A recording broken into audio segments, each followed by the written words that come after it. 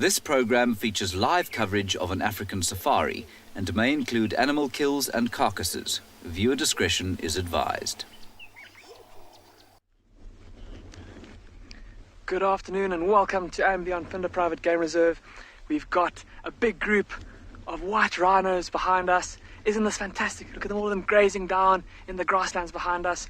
Welcome to your very own live safari from the African wilds.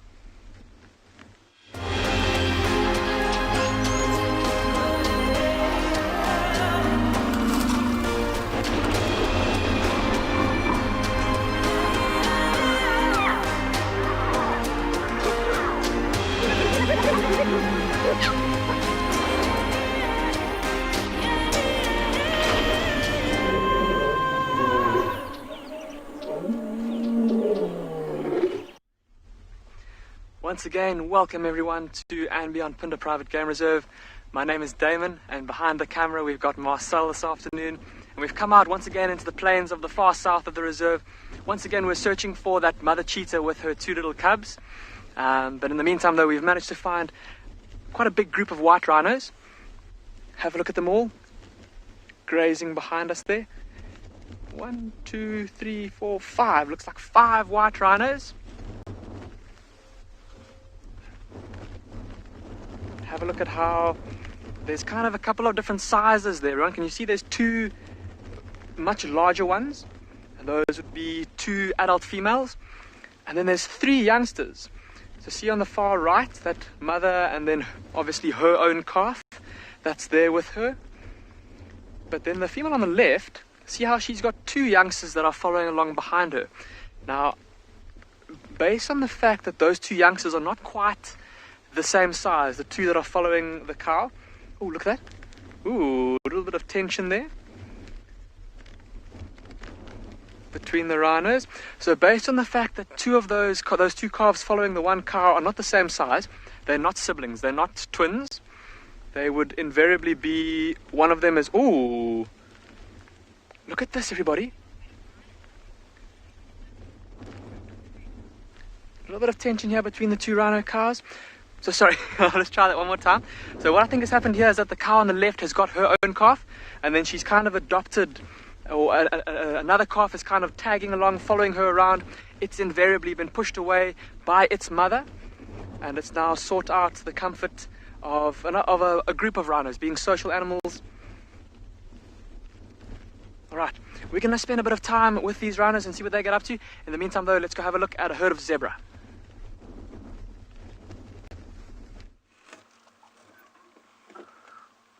Good afternoon and welcome live to Djuma Private Game Reserve in the Sabi Sands. Hello everybody, it is a very nice 29 degrees Celsius. My name is Steve Falconbridge, joined by Niels on camera. We are very excited to have you with us. Please, if you have questions, comments, send them through to us on #WildEarth or throw them in on the YouTube chat stream. If there are any kids out there, please get your folks to send through any questions to kidsquestions@wildearth.tv. Now, we've got a little herd of zebras here that's slowly sauntering down to the water to drink. They're taking it very, very slowly. I think they can smell that the lions were nearby last night. I'm just going to edge up slowly up ahead here, see if we can go and get them closer to the water's edge. Now, let's move up there, because they were in the open for us nicely a moment ago. And obviously now they've all gone down to the water. So let's just pop our nose down there, see if we can get them having a little drink. It is a lovely afternoon. It'll be a good afternoon to check watering holes. Elephants, buffalo, zebra will all be coming down to have a drink. Shem, hello safarians, let's ride, she says. Well, we're very excited to have you on board.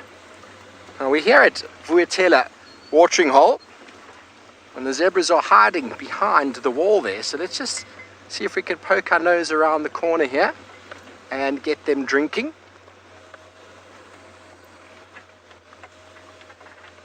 Okay, one little shot over there of them having a drink. You got them, Niels. They're a little bit skittish. definitely smells of leopard and lion in the air are giving the zebras a hard time, but Trish has found some animals who are nowhere near as skittish as these zebras.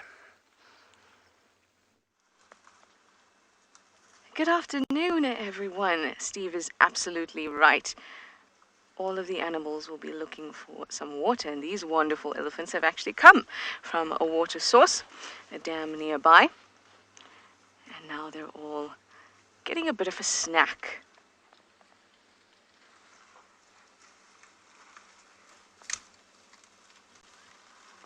Can you hear that sound? Breaking branches, stripping leaves. You can see there's a little one in there too.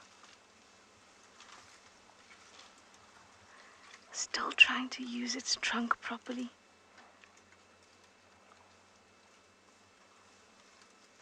Too cute.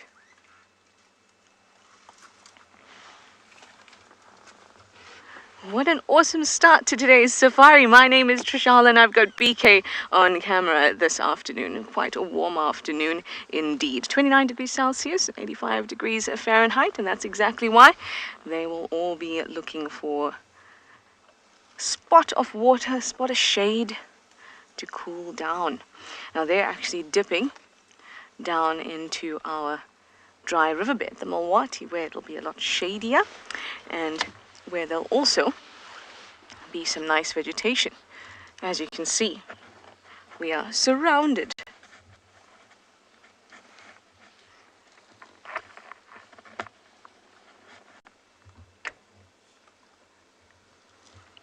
Look at that. Can you see what the elephant is doing? It's pulling off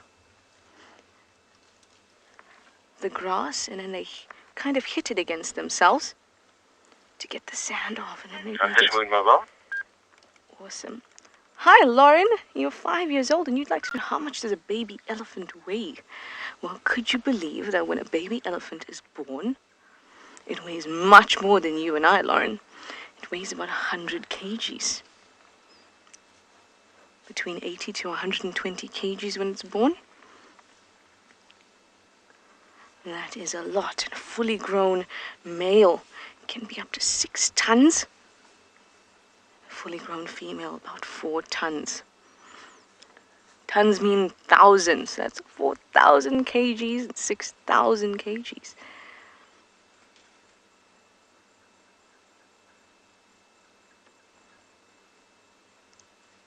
Did you see that? For that moment, they all went a little bit quiet, and that's because they're talking to each other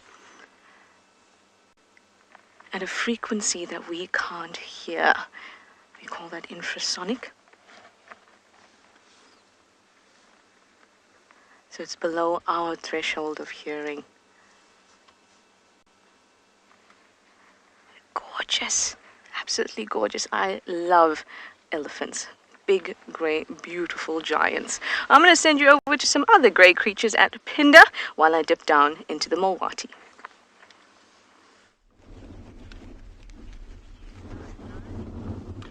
Welcome back, everyone. We're still with our big group of rhinos and just talking about the communication between elephants with Trish over at Juma.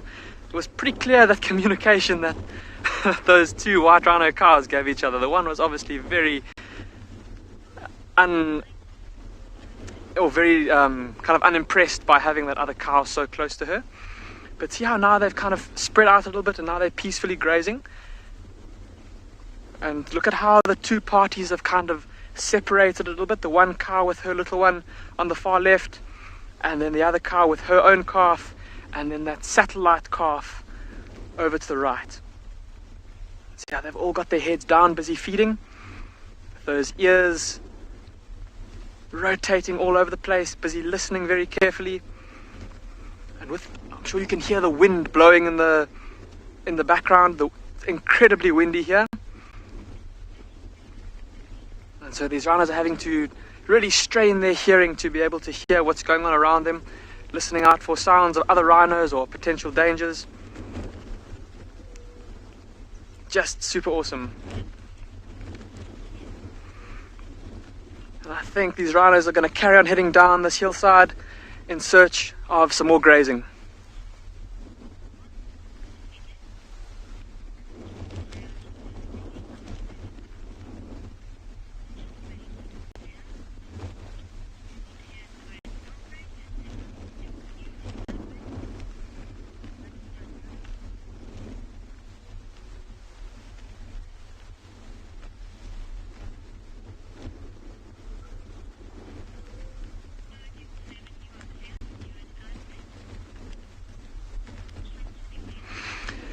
Okay, here we go, everybody. Sorry. Wonderful to have all of you on board that are watching on the internet. So how amazing is this, everyone, all these rhinos together? For those of you who watched this morning, or if you didn't watch this morning, I would highly recommend going back and having a look at the awesome little interaction we had between a female cheetah and a herd of zebra. And as she ran into the herd of zebra, kind of just playing, testing out her, or just, I suppose, getting a bit of a leg stretch more than anything, she actually panicked the zebra to the extent that the zebra started to stampede, and their panic caused a group of rhinos to panic as well. And we're in a very similar area to where that happened, so I wonder if these aren't the same 5 white rhinos. Obviously with this particular area we've been seeing lots of zebras and rhinos. Okay, we're gonna, I think, stick for a bit longer with these rhinos. I'm quite keen to see what happens. Maybe there's some more interactions between the 2 cows.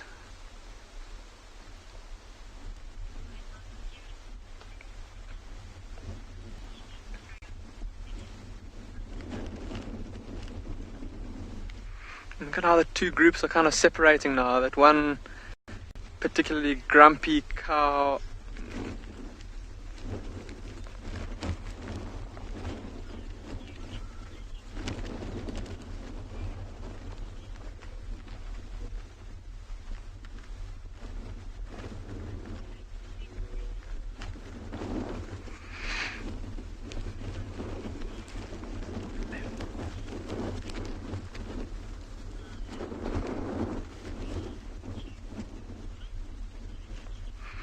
Welcome back, everybody, to your very own live safari. We are still with this group of rhino here at Anby on Pinda, and we're just watching the little bits of interactions going on between the 2 cows and even between the youngsters. And remember earlier I mentioned that with this wind these rhinos are going to be straining their ears to listen out for any sounds around them. Of course, with those ears being so big and their eyes being so small, their hearing is one of the senses that they really depend on. And so the wind often makes them a little bit nervous. Shirley, you're asking if white rhinos and black rhinos will share the same territory. And Shirley, because they feed on different things and they don't compete for mates, obviously, because they're 2 different species, they will share territory. So with the white rhino feeding mainly on grass, the black rhino feeding mainly on twigs and leaves, they don't compete for the same food. And so they do often have overlapping territories and they do not compete with one another. And often, well, especially in areas like this, we're incredibly fortunate to have both species of rhino. And every now and then we do get to see the 2 species together. Okay, we're going to leave these rhinos, everybody, and continue in our search for that mother cheetah and her 2 youngsters. In the meantime, though, let's go and have a look at a completely different scene in a different part of South Africa.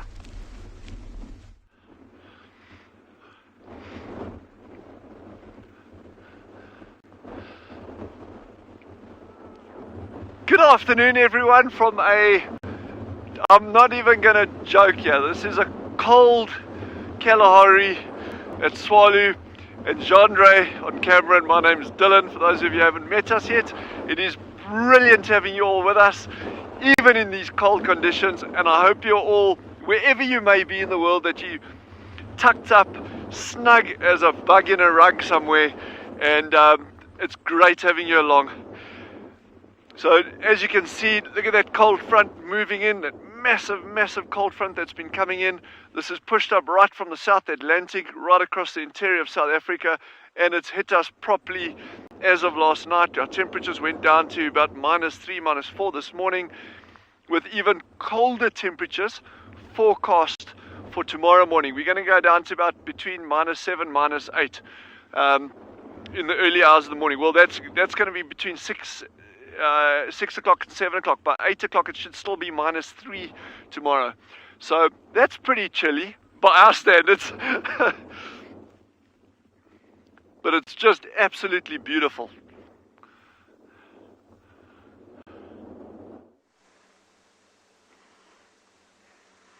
And that is exactly what, or exactly the opposite of what these elephants are trying to do. Now we're down here in our dry riverbed, the Mulwati. And you can see there's so many.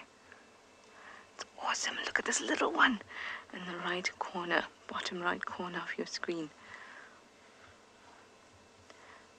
This is a breeding herd, so it's a herd of females and their offspring.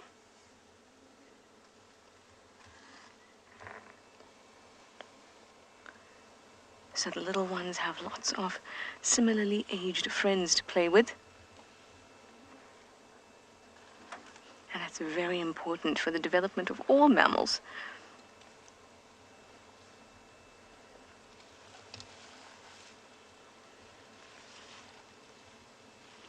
Rosalind, you'd like to know, what does it mean when an elephant trumpets?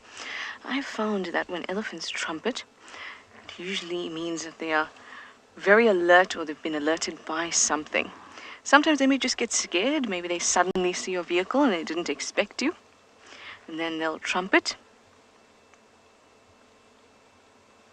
If they have a bull chasing them, and he's getting too close and they don't like it, then they'll trumpet. It definitely means that somehow they're stressed. They don't trumpet out of joy. And you'll find that little ones like this, they'll make quite a screechy trumpet, especially when they're trying to nurse from their mums, and their mums are trying to wean them, and they're not getting milk, and then they can put up quite a fight. Very noisy. Now I actually left a gap on my right, just in case they wanted to go past me, but it looks like they don't want to go past me. So I'm going to see if I can get a better view for you guys, but there are more elephants around at Pridelands. Let's go and see.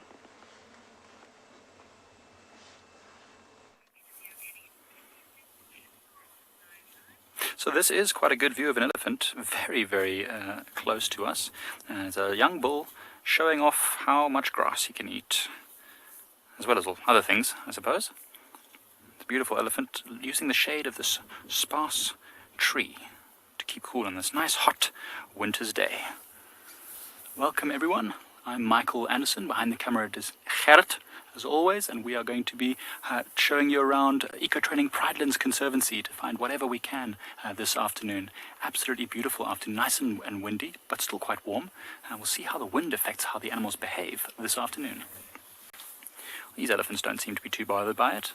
They are slowly feeding. It's a large group of bulls. This is just two of them that are right at the back, but there are at least 4 or 5 other bulls that are further ahead that we were going to try and catch up with until these two showed themselves to us.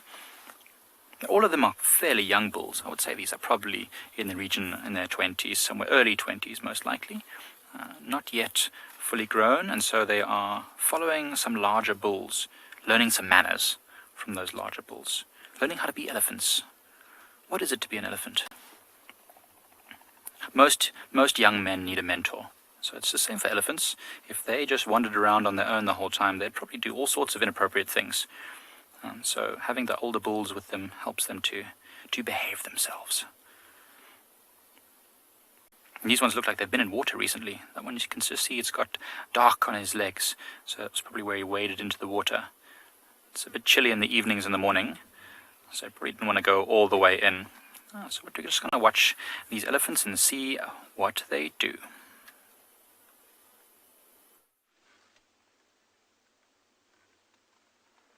Oh, thanks, Mike. It is wonderful spending hours on end with elephants.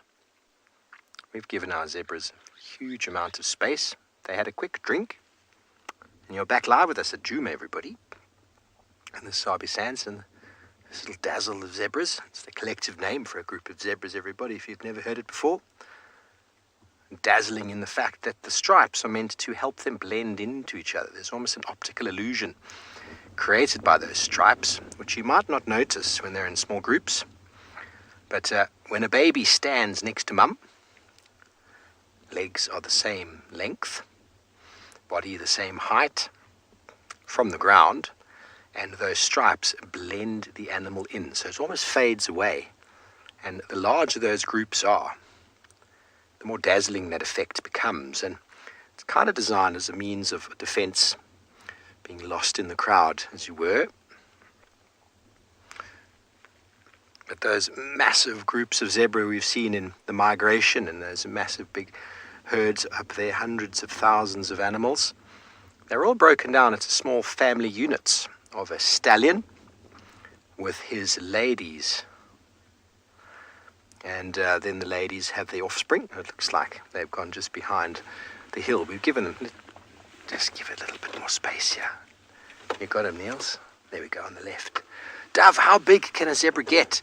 I think the heaviest a male zebra can get is about 350 kilograms, which is pretty big, pretty heavy.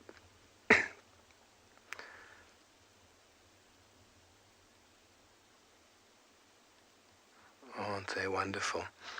They're moving very slowly. They're moving away from the water slowly. They move to the water slowly in that sort of point-style fashion that animals will do, that people do in the army. You walk with one person in the front. That's the most dangerous place. You'll see zebras walking slowly, stopping, slowly stopping. Their biggest threat is lion. And the lions were around last night. And I think these guys got a bit of a fright. We heard them shouting in the evening, and it's possible that even one of their members might have been caught. Large pride doesn't take long to eat a zebra, but they're heading away to go get something to eat.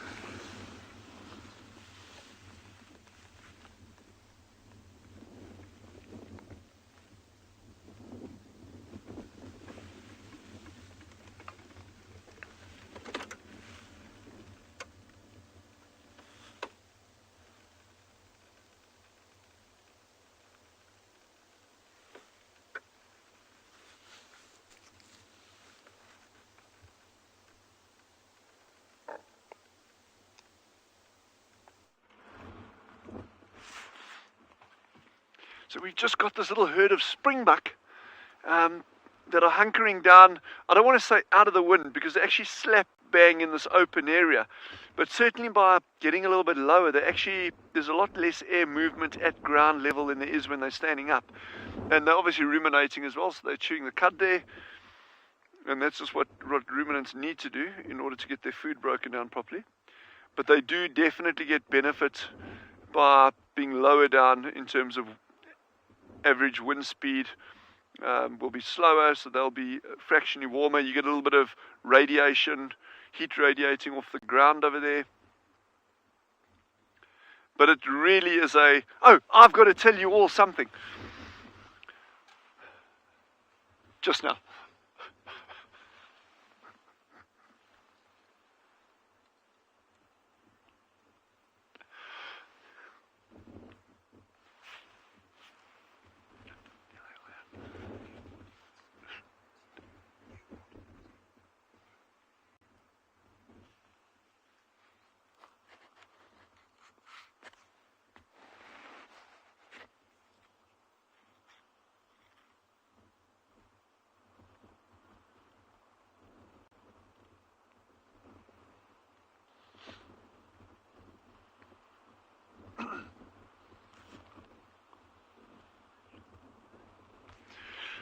So what we had earlier was really incredible. For the past couple of weeks, I've been searching all over for African wildcat. We haven't seen one yet. We've seen signs of them, but no actual sighting.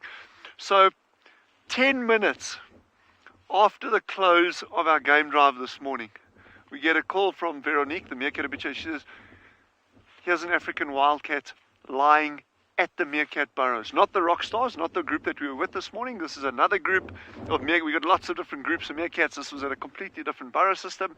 We get there. Trisbob, here's an African wildcat lying, waiting at the entrance of the burrows. So we sit there for 10-15 minutes watching this wildcat.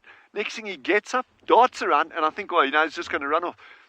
He makes a little loop down under the burrow, and then next thing, he dashes in straight down one of those burrows, like into the entrance, and there's sand flying. He tried to grab a meerkat there. He wasn't successful, didn't come right with it. But I was so bleak, because I was hoping that that's the kind of sighting I want to get for you while you're with us on these live safaris. Anyway, these things happen for a reason, I guess. So we're going to continue down past the springbuck now down to that same burrow system, and we're just going to ferret around there. Maybe we're lucky with that wildcat. If not, we'll keep checking other burrow systems, because this kind of weather is ideal for African wildcats to hunt, and caracal and jackals to hunt around these little burrows. So yeah, if we're sharp and we keep our wits about us, maybe we'll be very, very lucky. But what a beautiful afternoon, eh? Even with this cold temperature, even with the wind, it's just good being out here and being able to share this with all of you.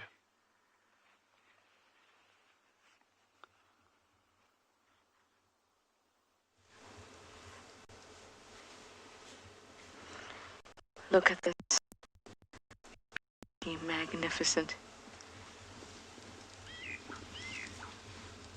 She's definitely one of the larger females in the herd. Herds are led by matriarchs, which are generally the oldest and most experienced females in the herd,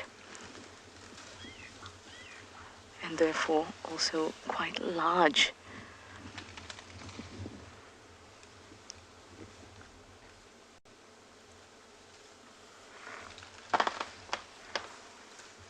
Wow, did you hear that?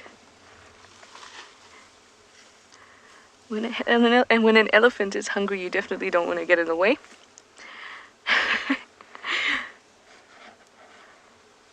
The strength is just unbelievable.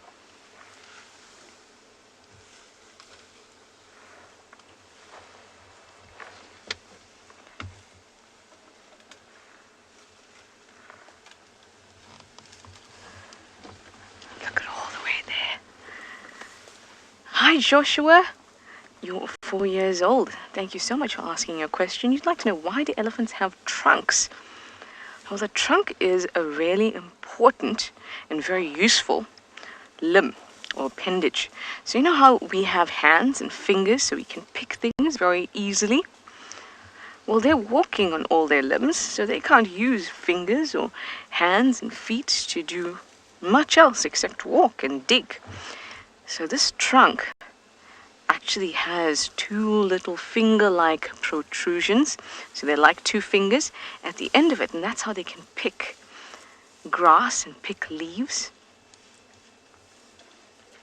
Look at that. So they can use it almost like an arm, how we use our arm, and that would be very, very important when you only want to eat the best of the best.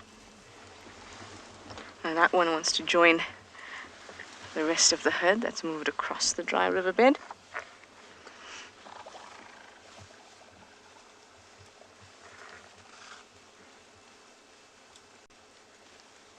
I love spending time with elephants. They're very, very peaceful. And when they're not upset with you and they're very comfortable with you, I think that's a nice compliment. If they were upset with us, you'd see some very typical behavior. You'd see their tails kind of lifting up and very straight and rigid. They would come towards us, they'd lift up their heads and make themselves appear very big. They'd push out their ears, again, to intimidate us and make themselves look very large. And they'd shake their big heads at us. And you can see that they're doing none of that, so they're very comfortable with our presence. And they're far more interested in having a good snack after their swim. A wonderful sighting.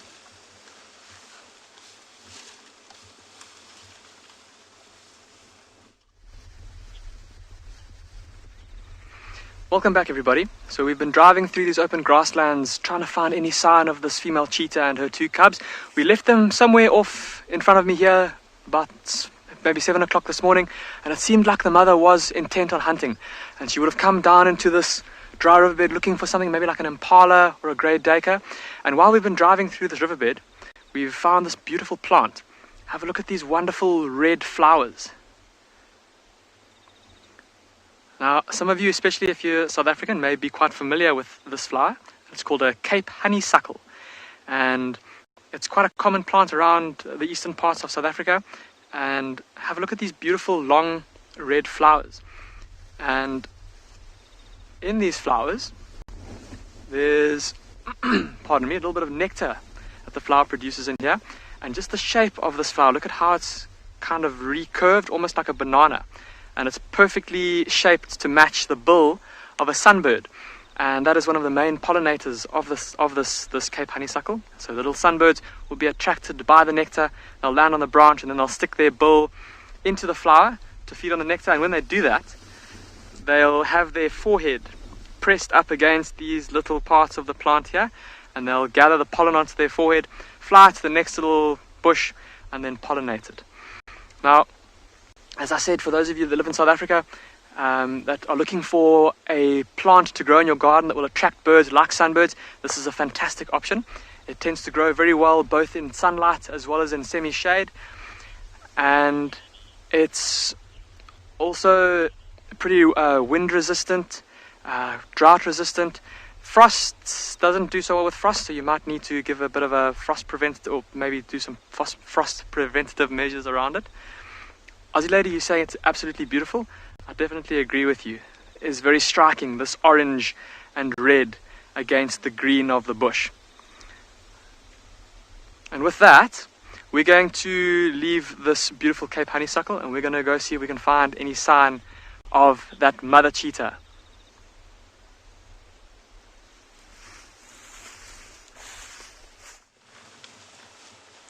Now this little one is quite interested in us. You'll find that the youngsters are much more interested in us than the older, more experienced elephants are, and that's because they're very curious. And while the older ones will know the vehicle and have experienced the vehicle, they know it's not a threat and they know exactly what it is. As in, it's a hunk of metal that doesn't do anything to them. Hello. Hello. This is what do they look like when they're curious, they're not sure what we are. Lovely. And those are the same type. That's a young boy. The young boys are always the slightly more mischievous ones. And then they give you that look and maybe even a shake, and then they scurry off, very scared. Sunset, you say you love the sound of them eating. Isn't it just special?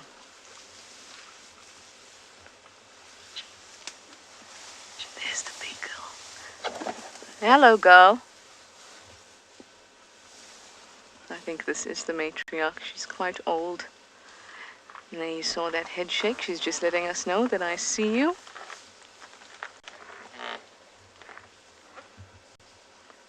I know you. I know. You see us.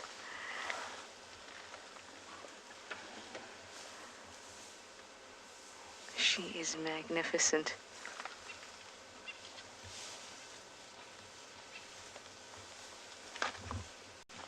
The sounds are just beautiful. It's happening right now and live.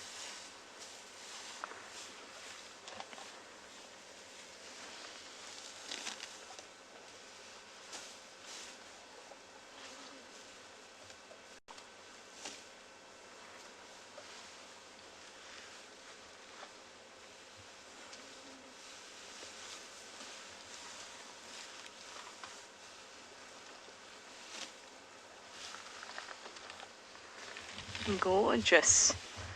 It's really nice to be able to show our SABC viewers just how magnificent these creatures are, and especially for them to experience a little head shake that this matriarch gave us as well.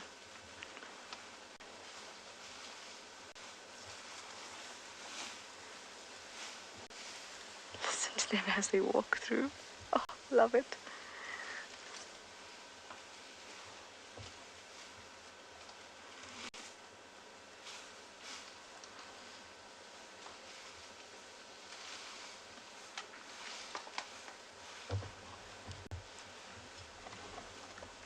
So surprisingly, they moved in and out of the Mawati very quickly, and I kind of expected them to cruise through it a little bit. But instead they went right over to the other side.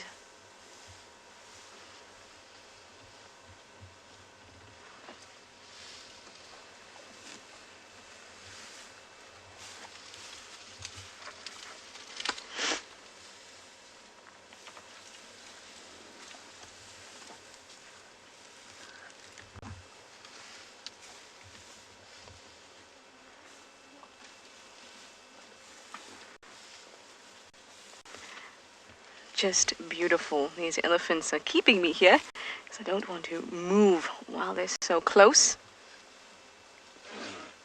And remember, if you have any questions about them, please use the hashtag WildEarth.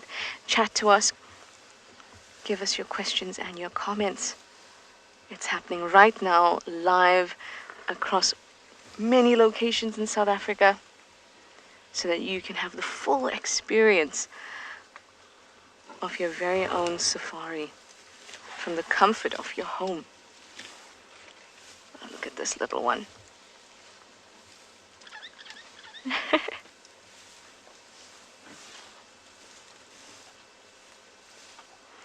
Donna, you'd like to know what makes the loudest sound in the bush. You thought it would be elephants. Elephants are very, very loud. Now, we spoke about the frequency, that they make very low frequency sounds, but frequency is not related to loudness. So something can be very low frequency and still be very, very loud. Like whale song can be very low frequency, but they can be extremely loud. The same thing for elephants, just that we can't hear that frequency. When they do want to shout, even though the frequency will be low, you can still hear it very loudly and for a long distance. Lions are also very, very loud. When they roar,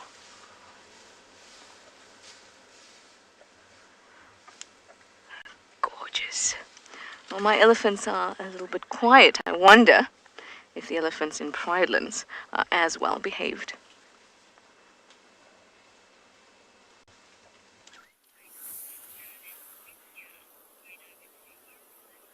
Our elephants are also pretty quiet and very, very calm. All these bulls seem to have worked out their grievances. They don't seem to be fighting with each other anymore. Earlier on there was a lot of tussling.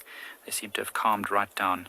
In fact, we were parked on the road, quite far from them, watching them come towards us, and then one elephant wanted to actually use the road, and before we had a chance to move, he just slid on next to us, moved a little sicklebush branch that was in his way, and just calmly walked straight past. So these ones are really calm and easy. You can see there's a little bit of dust fluttering in the air, so they're also dust bathing a little bit, getting some of the dust on their body. Some of the dust, especially that which is in the shade, might be nice and cool. So I throw it behind their ears. Oh, look at that, a big head shake. One of the other elephants came a bit too close. Didn't like that. Yeah, so they throw this cool dust behind their ears and all over their body, and it's often quite nice for them. Then they can go and scratch. And this one is showing us exactly how they clean off the little bits of dirt from the grass as they pluck it out the ground. Watch this. It'll use its trunk, the trunk, to wrap a piece of grass or a branch. Great. Yeah, go for the branch. Strip off all the branches, all the leaves, stuff it in his mouth. Oh, had enough of that one. Time to move on. It's amazing, all these elephants just walking straight along the road. It's much easier for them to walk on the road. There's no spiky thorns and branches. It's much, much easier. Sometimes vehicles in the way, as we were, but they didn't seem to mind too much. So calmly just moving on. These ones were at our waterhole earlier today. It's really nice to have all the elephants nearby to where we and our students are all the time. It's a really good opportunity for us to teach. You know, often these animals are so far away, but these ones come right up to us. And as you can see, very, very calm. So quite nice to have them around. Steph is asking how we can tell an age of an elephant. Well, Steph, that's a good question. So once they get large, when they get over their 40 years old sort of size, they become really huge and massive. Their tusks widen, their head gets very broad, their shoulders get a lot of weight. When they... Oh, this one's got a funny limp. Do you see that? See, I know this elephant. We're not sure what happened to him, whether it happened at birth or something else happened, but it's got one leg that doesn't seem to flex very well. It seems to be doing just fine, but look how it walks. You see that? It sort of walks with one leg a bit shorter. But anyway, it's easier to age young elephants because when they are... maybe I'm trying to follow these elephants just a little bit. When they are younger, maybe about 1 year old, they can fit under the mother's belly. At about 2 years old, they can no longer fit under the belly, but they don't have tusks yet. And generally at about 3 years old, you'll find little short tusks now starting to poke out. And then from there it gets a bit harder. Around about 15 or so, they'll get moved out of the herd. It's not so easy once they reach that age. Well, while we try and follow these elephants a little bit, we're going to send you over to Niala.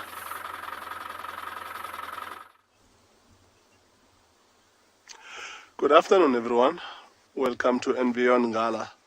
My name is Bunny, and I have got Owen behind me as a cameraman for the day. We started a little bit late because of the technicalities of the load shedding, and we have managed to find this young male leopard. We think that the mother and the sister might be in the area because they've got the small carcass up a tree behind us. At this moment in time, it looks quite flat. Looks like he's still digesting hard. We are going to hang around with him to see if we can be lucky enough to see him getting up and head back towards the tree for a little bit more feast. There is at least up to about 30% of that impala left. It was a female impala. But of course, in between the three of them, one female impala won't go a long way.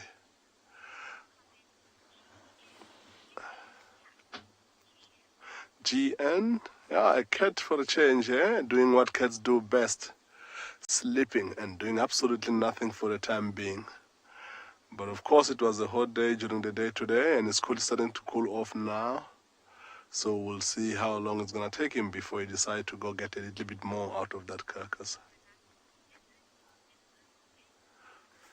So we're going to stick around with this leopard and send you to Damon in the grass.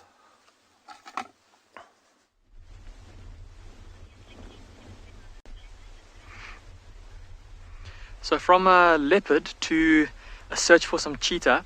And before we get into this, everybody, if you are sensitive, I would advise that you look away now. We've managed to find the carcass of an impala ram, and have a look at the back here and how it's been eaten.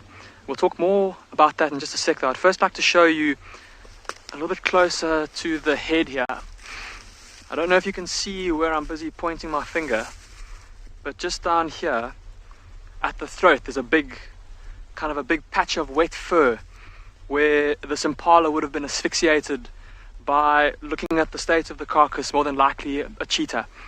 And so the cheetah would have chased this impala down, tripped him up, and then grabbed his throat and used those very powerful locking muscles on the sides of her face to lock her jaw and then strangle this impala to death. Now have a look here at the back of the impala and see how it's all been eaten away very neatly. The bones are all still pretty much exactly in place. Very little of the bones have actually been eaten. And looking at the back here, both sides of the rump have also been fed on, and this is very typical behavior of how a cheetah will feed. So more than likely what would have happened is that if it is this mother cheetah that we're looking for with her two cubs, she would have grabbed a hold of the throat, killed it. She would have then kind of stood and panted for a bit, called to her youngsters. They would have come running, and they would have started to feed on the rump of the impala, the most nutritious part of this carcass first, and from there they would have worked their way along the back, the big back muscles down here, and then onto the shoulders of this impala. And illegal, you say it looks like I've made a kill. Illegal, I could not have done this. Like, to have been able to run an impala down like this would have required a lot of speed and a lot of strength, certainly more than I'm capable of. Can actually see a vulture now flying in from a distance. I wonder if it might fly over here a little bit later and spot this carcass, maybe come down and feed. But yeah, so there's quite a bit of meat. I think you'll agree. Look at how much meat has been eaten off of this carcass. So I don't think that it's just one cheetah that's done this. I've got a good feeling that it might be the mother cheetah with her 2 youngsters that we're looking for. And I don't think they would have gone too far from here. They would have had full bellies and they would have kind of waddled off. The sun's been quite intense today. Maybe gone to go lie in the shade of a bush not far from here. And so hopefully this is a good sign for us. We'll be able to actually find these cheetah in just a little bit. Look at how the flies have already started to gather around this impala. All these big blue bottle flies. All right, we're gonna go see if we can find these cheetah now for you. Hopefully, when you come back, we'll have them for you.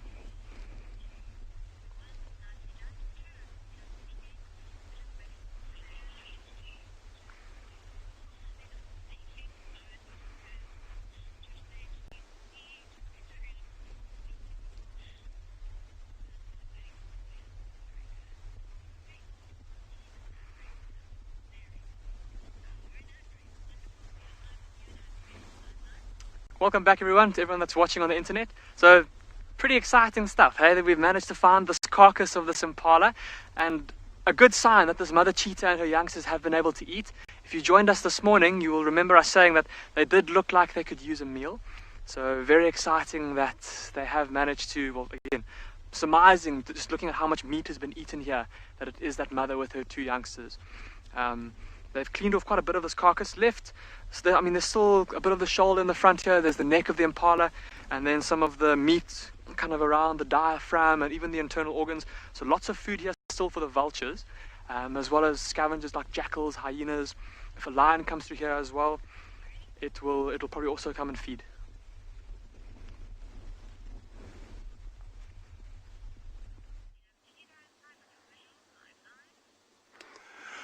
So this leopard is just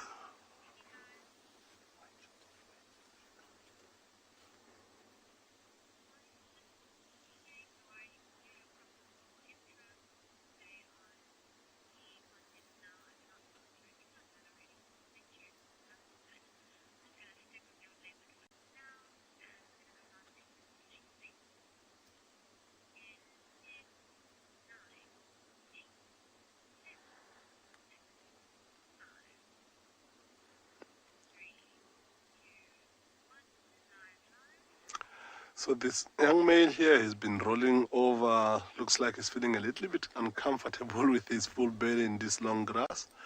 And we've every now and again seen how much panting he's doing. And his ears are twitching hardly. It looks like there might be some flies that are bothering him. But the more of that happens, with flies bothering him, it might make him want to change the position completely. So he is around 15 months old, already same size, if not slightly bigger than the mother. And lately we've noticed that the mother herself, if she's not with them or on the carcass, she starts putting him and his sisters in 2 separate places. So because of the carcass, we think that the sister and the mother might be here, but right now we only see him. So it will be interesting to see how long it's gonna take, because they've got one thing that they all need to get to, which is that carcass behind us. So right now, his shady spot looks like it's a perfect place for him to be on. And he's just panting hard, taking deep breath every now and again. And good, there goes the ears again. There are some big flies that are bothering him here, but not only him, ourselves as well, that would possibly lead into him getting up. There's a little bit of breeze coming, which will help him a bit to get those flies away. And we're hoping hard for him to get up.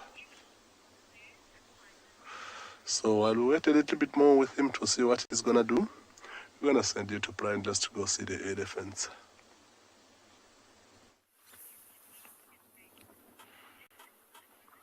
So we managed to get round onto a different road, and we found this group of bulls heading straight down the road towards us. What a pack. This is the boys are back in town. This is all the young bulls, eh?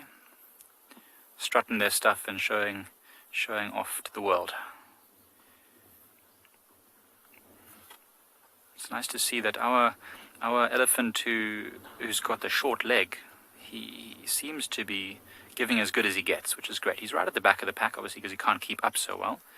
But he was tussling with them, having fun with them. It was good. It's good to see that he's not taking it lying down. See them at the back there. Watch. He pushes and he shoves with the best of them. It's great to see. The dynamics in elephant groups are always very interesting to watch. And, as even male elephants, we always see the mothers are very caring of the sisters and the youngsters, but even males, they form a bond. These young bulls will probably spend a lot of their life together. So, it's a bond that does grow. And it'll be wonderful to watch how that one with the shorter leg develops over time. Here's another young bull coming to investigate us. Hey there, chap. You are very cool. Still covered in mud from when he was at the waterhole earlier. That's so awesome. It never fails to fill me with awe when I see these animals so up close. Cindy says it was a wonderful parade. It was a wonderful parade. They were just walking down. When you see those movies or whatever, or series, when they show the whole crew like walking together slow-mo, it was kind of like that. It's like our crew. Oh, that one's missing a tusk. So yeah, it's amazing to watch. This group is always around. They always come together to the waterhole. They might split up for a time or two, but they always come back together. I wonder how many. I didn't really count. It was about 7 or 8 of them. Maybe 7. We'll call them the Magnificent 7 if there's 7 of them. Champions. This one here has got very, very white tusks. Obviously looking after his dental hygiene. The teeth are so important to the elephant. You see all those dry sticks that they're eating?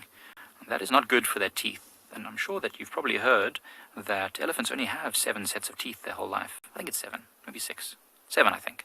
And if they damage those teeth prematurely, that means they won't live as long as they could if they lived somewhere like the Okavango Delta, which is full of nice soft green reeds to feed on, or even in East Africa where they follow the rainfall and eat the softest grass. So if they eat too many of these dry sticks during the winter, it's not good for them. And I want them to live to ripe old ages.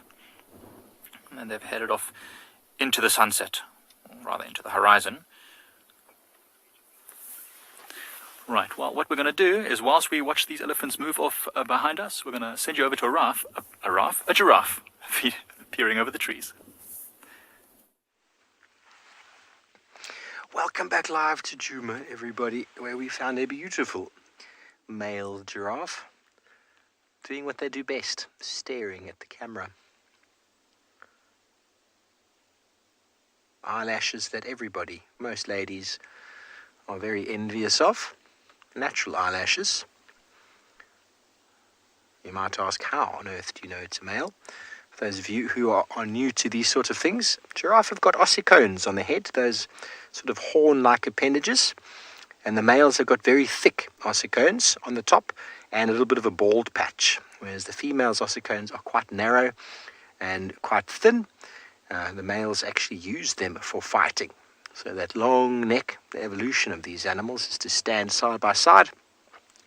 The males swing that long neck using their head as a hammer, and the more ossifications on the skull and the thicker set that the ossicones are, the more power behind the hammer there is. And it's one of the sort of evolutionary suggestions as to why a giraffe got long necks. But they are so, so pretty. Okay, well, we're going to stay here for a few moments longer with our wonderful giraffe and send you over to some other well-patterned animals.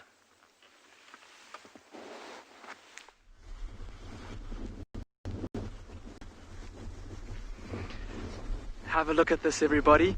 And just in the nick of time, we've managed to find this female cheetah lying under some guarri bushes, trying to get out the wind. Oh, look at how fat that tummy is. And let's watch where she goes, because she's got a surprise for us, everybody. Just as we suspected, it's the mother with the two little cubs. And there she's just going to go check up on them. They're also looking fat as ticks.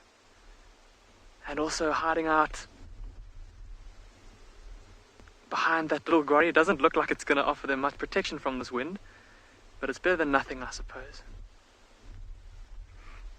So just like we said, she's maybe a couple 100 meters away from that dead impala. Giles, you're saying yay cheetah? Absolutely, Giles. And like I said, in the nick of time, we managed to find it. Look at that little cub walking underneath its mum's tummy, rubbing its back and its tail against her. So affectionate.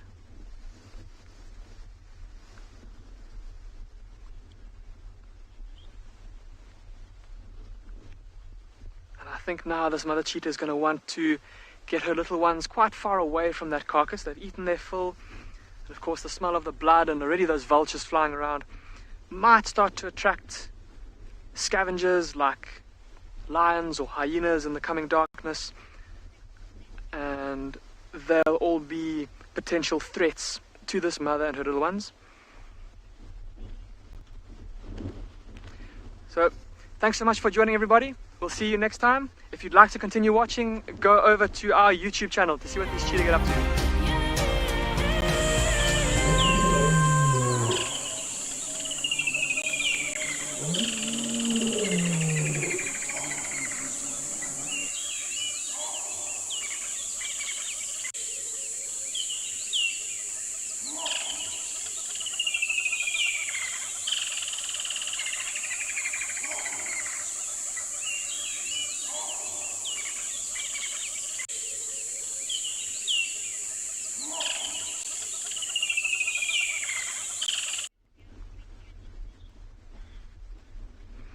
Welcome back, everybody. If you're watching on the internet, how exciting is this that we've been able to catch up with this mother cheetah and her youngsters yet again?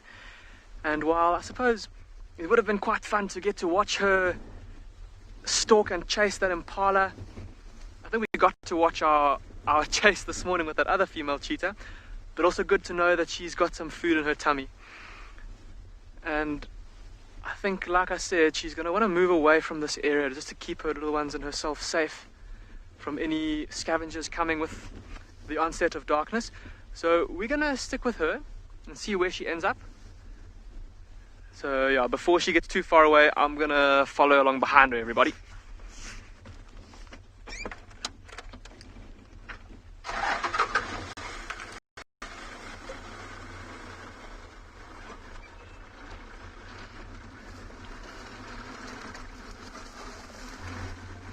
There they go, down that little game path.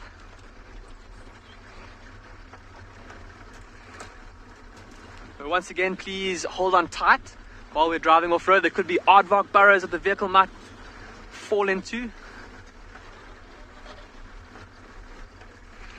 So she'll be looking for a nice open patch. There's a couple of open, kind of flat soil surfaces.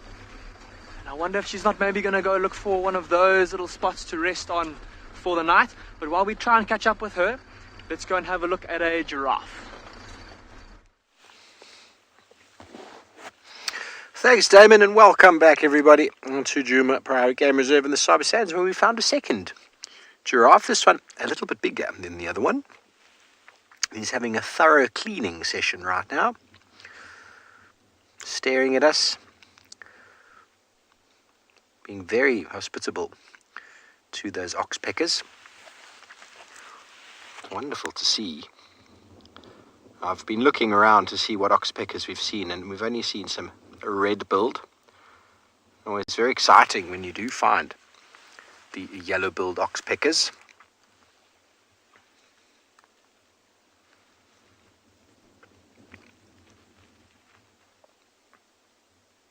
Big boy.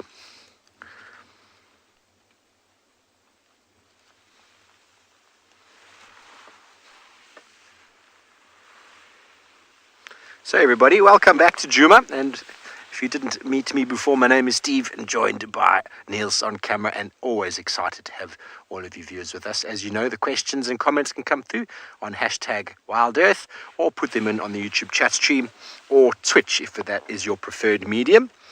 This afternoon, I'm just doing a little bit of a bumble around, having a look at some of the roads I haven't looked at. I came in this morning, I found we tracked the lions to the south. It's possible they didn't go very far, so it'll be worth following up on the southern boundary a bit later on. He's very interested in something, isn't he? See how white they are behind the ears, everybody? We often talk about follow me signs in animals, and not many people really realize that the giraffe have got them as well, on the back of the head. When giraffes are walking, or when a giraffe is doing exactly what it's doing now, all the other giraffe are behind it, can go, ooh, where's he looking? And they know exactly where the giraffe is looking. So a giraffe that's doing that is always worth checking out. It's possible that he's just looking at the other giraffe that's there, or they're looking at a predator in the long grass. But it sounds like, or seems like, he's given up on that because someone else has found a leopard instead.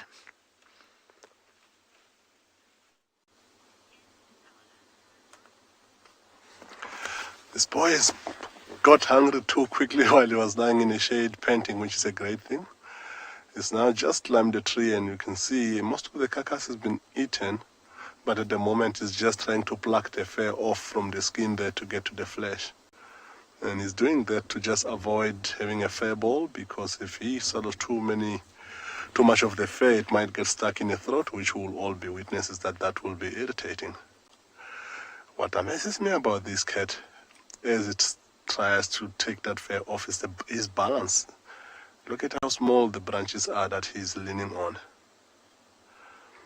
And looking at how, as he plucked the fur off the most of the skin, which looks like it's right onto that impala's back, that leg is dangling so much that makes me think that there is a chance that if he tries to pull forward too hard, the skin that's holding the leg into the carcass at the moment will break, and then that might fall down.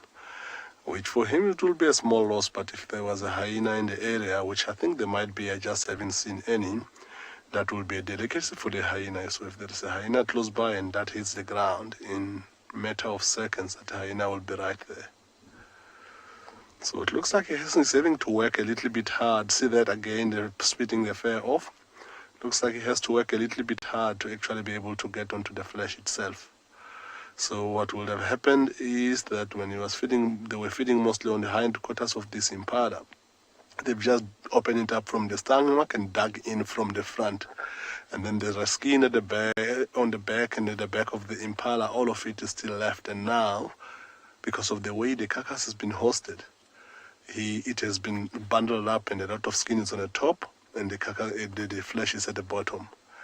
And looking at how well this impala has been hosted here, again a little bit of a ball spitting out, he definitely didn't host this carcass himself. He's not that experienced as yet. If this was his work, looking at the actual tree itself and the main stem as to how many branches are there, he would have struggled a little bit. But that this looks like is the mother's doing, because she is a very highly experienced female, and the way this carcass has been balanced up there in those branches, chances of falling is there, but it's very little. However, you know what youngsters do. He might feel a little bit energetic and try to pick it up, which might result into a disaster. See how much movement there is onto those legs as he pulls that skin higher up.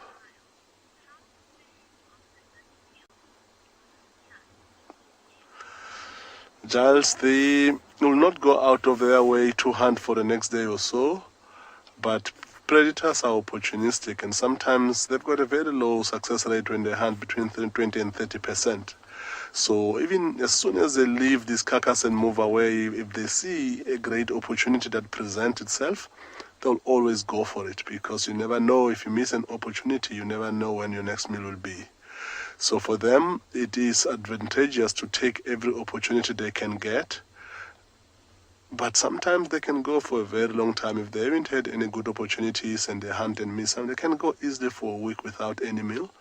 So after a meal like this, they will be reasonably full for the next 2 days or so, but that will not stop them from catching anything else if there's anything on their way.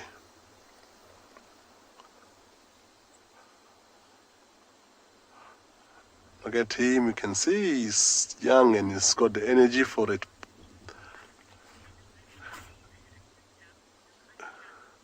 So it looks like he's gonna be digging onto that skin for a while, still plucking the fur off. So while we wait to see how long it's gonna take him before he gets into the flesh, we'll send you over to Damon at Pinda with another cat.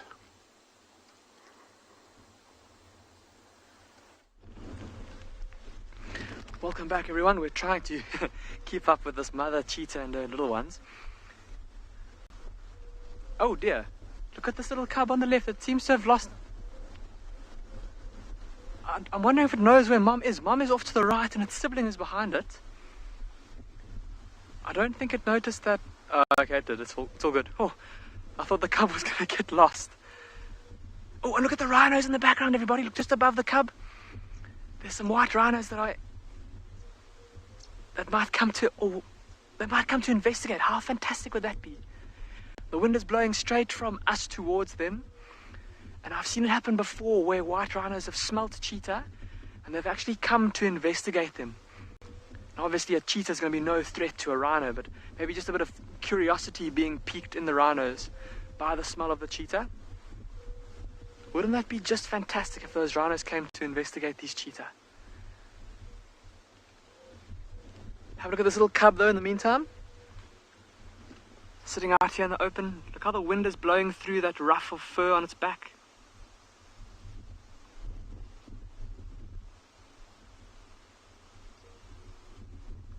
And of course when this cub was born, I don't know if any of you have ever seen a cheetah cub or maybe a photograph of a very small cheetah cub, but when they're born they've got this big ruff of pale hair that runs down their backs all the way from their neck all the way down to their rear. And just imagine how well that pale ruff of fur would help to camouflage them in long grass, make them less conspicuous, keep them safe from predators. And these cubs now at the age where they've lost most of that ruff, they've still got the bit of that scruff, that kind of longer hair around the scruff of their neck. Oh, listen, Shane, did you hear that? That very high-pitched calling. The one little sibling hasn't realized where its sibling has gone. Calling out for it, hasn't realized that it's sitting just on the other side of this clump of grass. Very high-pitched, almost like a bird-like chirp.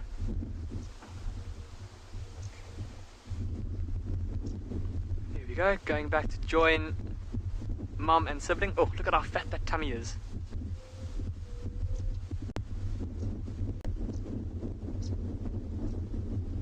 There's a little African pipit flying above its head right now.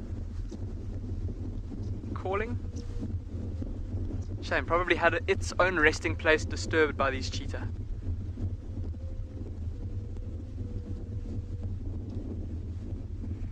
Look at that little cub's tail, how it's crooked.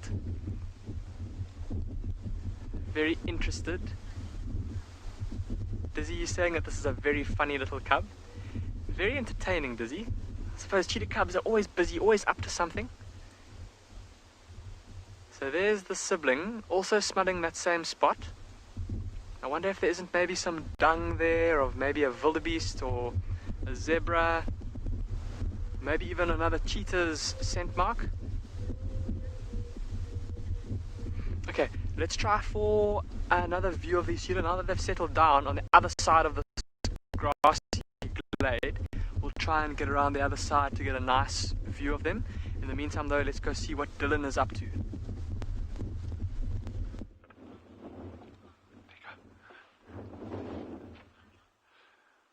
Guys, a new species. We have a unicorn.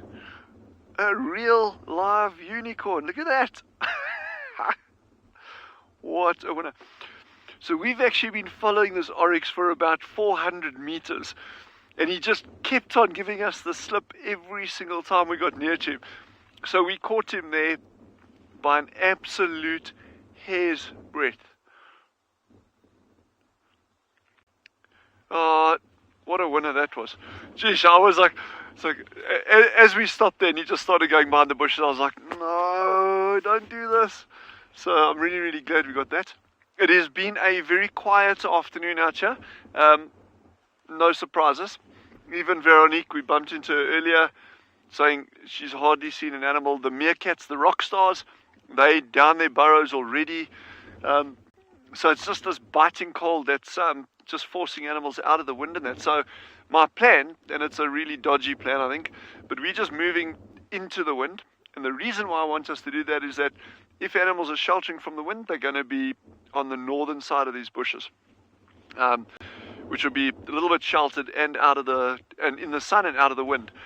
Anyway, I'm still trying to find a wildcat. We went past that burrow where we saw it. That sighting this morning was mind-blowing, and I just wish you could have seen it. So yes.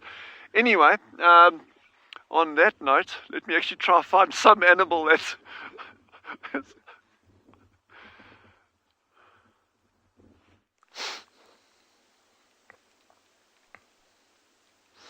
Thanks, Dylan, and well done for finding a unicorn. That's quite incredible. We stayed with our male giraffe, who was staring at us for the longest time, and we figured out what he was looking at. And the direction he was looking at, there was actually a warthog that was sort of half out of its hole. And that caused the giraffe to be very interested. Giraffes have got great eyesight, so they'll stare and look at things, make up their mind about whether it's dangerous or not, and then move off to go and feed. And right now, it appears to be feeding on a torchwood that has been kept very short and very well groomed. The torchwoods, some of them we find out here are enormous, but for the most part in my guiding career, I haven't found many torchwoods that are very big. They're normally about this sort of size and kept in check by the browsers. They're very palatable. Excuse me. Very, very, very palatable. And some people might think, excuse me, giraffes are strange or weird. Indeed, they are a little bit strange, a little bit weird. That long face, the long tongue. Now, that long face enables it to get its lips right in there, as far in as it possibly can. And then that tongue is enormous. Prehensile tongue, prehensile lips, means it's able to use them both, almost like fingers, plucking at those leaves. And the eyes set quite far back on the head, because you can see some of those thorns. Those thorns are lethal. I walked into a bush this morning to do a little bit of a hide in the bush segment. I nearly poked my eye out. That was just with a little stick. But these thorns are lethal. They're designed to protect the plant. But you can clearly see this giraffe is not fussed at all by 3, 4, 5 inch long thorns. And the eyelashes that all the ladies are very envious of help to keep branches out of the eyes as well. They're quite stiff, almost like a solid brush, and they keep things from poking in the eye. Imagine the health and safety regulations behind being a giraffe that didn't have eyelashes. It would probably be a little bit awkward. Anyway, we're going back over to a leopard. It sounds like Ambionagala is having a wonderful afternoon.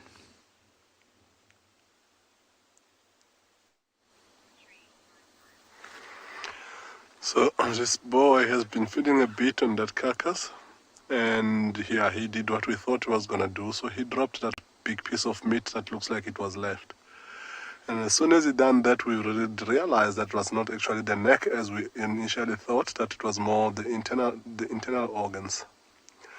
And he's opened up in stomach content, trying hard to be careful and experienced about this, to just eat the covering out of the stomach content without getting to the contents itself.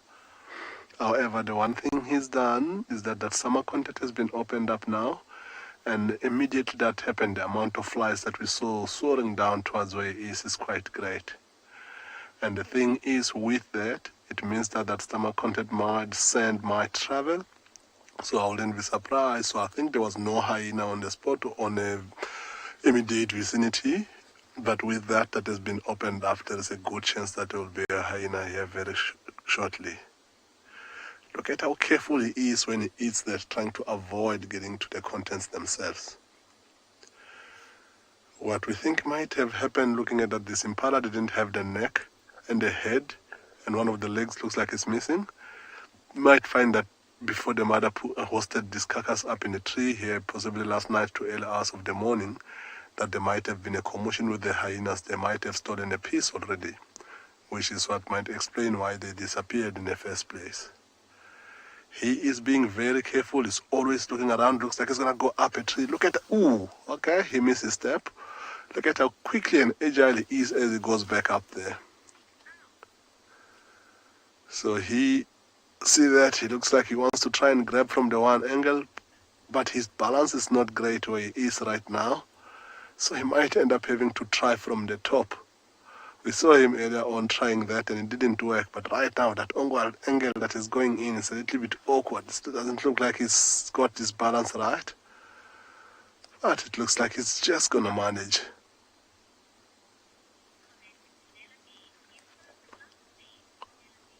Penelope, yeah, young animals are clumsy. They slowly but surely learn to be efficient and make things easier for themselves, but right now he's clumsy and there's a lot of branches where he is.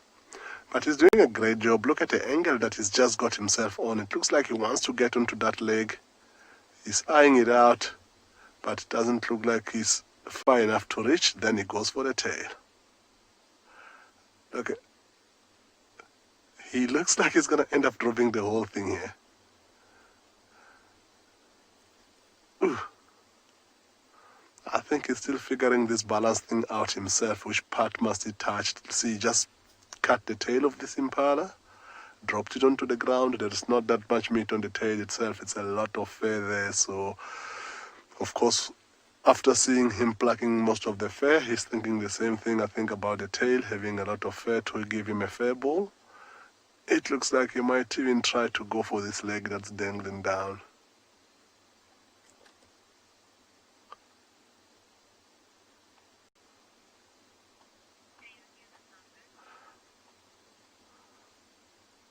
So he is trying everything he can. Look at that balance. Look at how sharp that claw is as he hooks that leg of an impala. That's when you know that these retractable claws, they stay in and you don't see them that often. But looking at something like that and you see how big and sharp that claw is looking is actually quite scary. So that is going through a leg bone, as you can hear the crunch, but I think it's pulling too hard that the skin from the rest of this impala looks like it's about to tear. I don't know if he'll keep his balance or he'll be able to hold on to that leg that he's got now. Look at how carefully he's chewing. Look at how careful he is as he crunches those big bones to avoid swallowing one of those big bones to end up getting stuck into his throat. So he is being very, very gentle, which is a smart idea. The size of the bone is crunching on an impala, like a femur bone. It's not the biggest in the whole body, but it's quite a strong bone that it's impressive to actually see him breaking it down. But you can see how gently he is, how he's moving that bone right towards his cornicial shear, which is his strongest teeth, not the canines in front.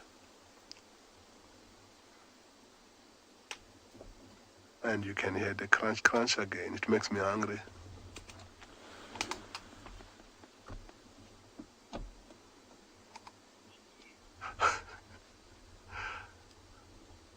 Look at this, and the angle he's sitting on right now, like how he balanced himself all over that branch, and it looks like he's just so comfortable the way he's sitting. I always say that leopards make...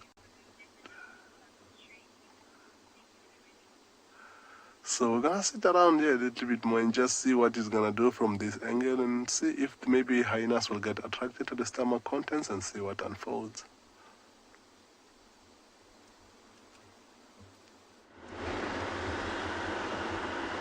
That sighting sounds amazing. Very cute, clumsy, and of course it's a leopard. What else could you ask for? I am definitely asking for a leopard this evening. And I had an owly feeling as well.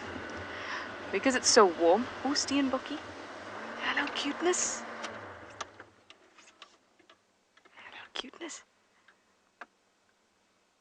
Yes, we're looking at you.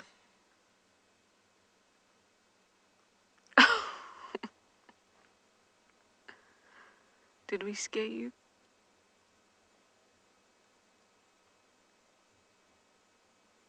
It's a stare off. The Steenboks, I'm actually on Zoe's Road approaching via tele-access, and the Steenboks between here and quarantine have been so good and so relaxed. And it's been a pleasure because normally all you see of them is this I think they look quite chunky, very small but chunky, and I really like that. But you just see that kind of zooming past you. Now it's well hidden from us.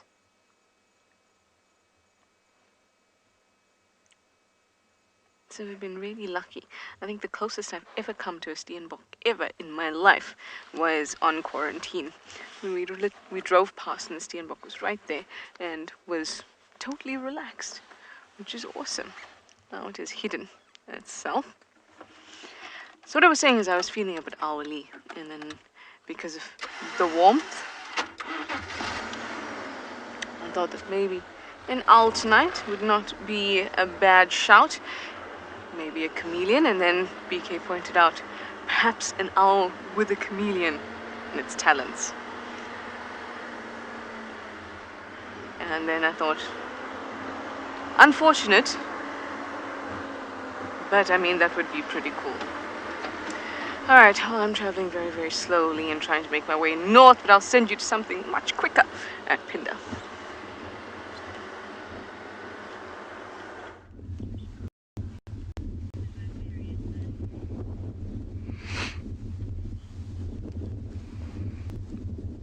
Welcome back, everyone. It seems our mother cheetah has found a bit of a windbreak. Look at that big bunch of grass behind her. And look at how little the grass behind her is moving. Just shows you how effective it's currently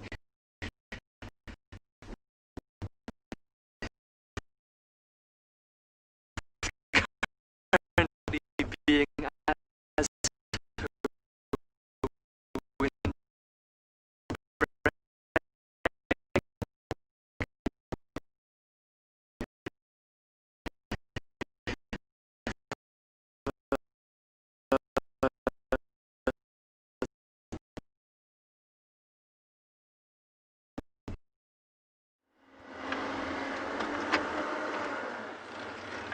Sorry guys, back to me being pretty slow and not like the cheetah. I'm sure we'll get them back in no time. So I've decided to get up through Aubrey's and then come back south through Gallagher shortcut. I have checked the den a number of times today.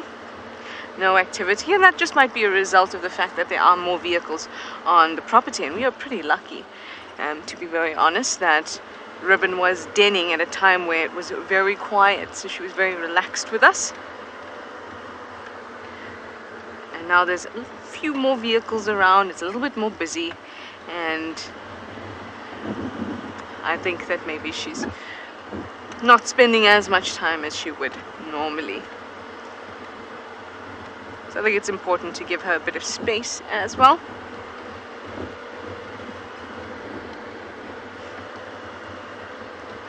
I know there might be some concern for the cubs if she doesn't visit them very often, but that's okay. Just like Corky's cub, that's okay. Cubs can go a number of days without being fed. In fact, about a week. And that's because the mums make up for that lengthy time that they're not at the den. They make up for that in an increase in nutrition of the milk, which is very interesting. So the less frequent their nursing, the more nutritious their milk will be. So I think We are all good. We just need to give them some space. Anyway, Steve has a friend for you of the feathery kind. Let's go see.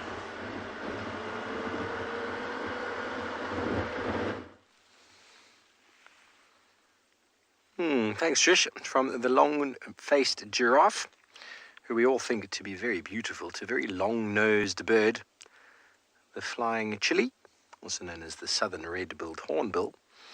And this is actually quite a specialized feeding behavior, everybody. It's called leaf flitting, or leaf flicking, should I say, whereby the bird saves an enormous amount of energy, first of all by walking on the ground. There's no real effort in the foraging here. A little bit of walking. It's quite easy to do. And just turning the leaflet over. All the organic material that's accumulated from the grass, or maybe some animal droppings that's been deposited and spread out. And there we go, flicking it up like popcorn. And lots of insects are underneath that surface layer. And it's how the birds, many of the birds that spend time here and don't migrate, can survive. They're able to access food through this type of behavior. See many birds doing it. The hornbill is very noticeable with their beaks. Starlings will do it. Barbets as well. We see francolin and guinea fowl doing it. They generally use their feet to scratch. So a very useful strategy of saving energy and at the same time finding a lot of food. So looking for termites, ants, any insect larvae that might be in the ground. There's also grass seed as well as any seed from trees that might have fallen down. Beetle larvae.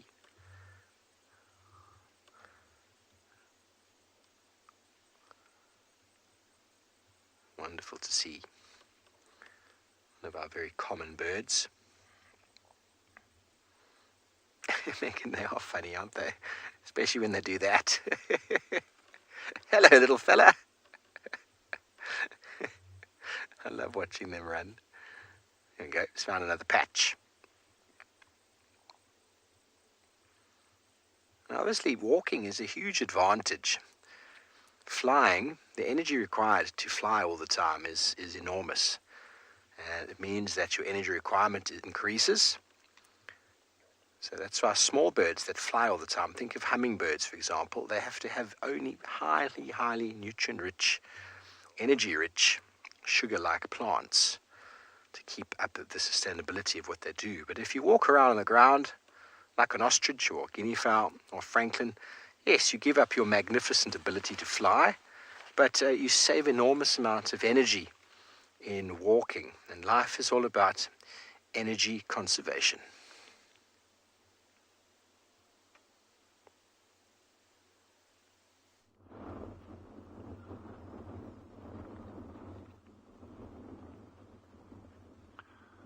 Got this magnificent sable bull, and when we found him, he was actually sheltering on this side of the bushes. He was feeding, but he was just standing out of the wind on this side. And one of our colleagues was just talking about energy saving in birds now.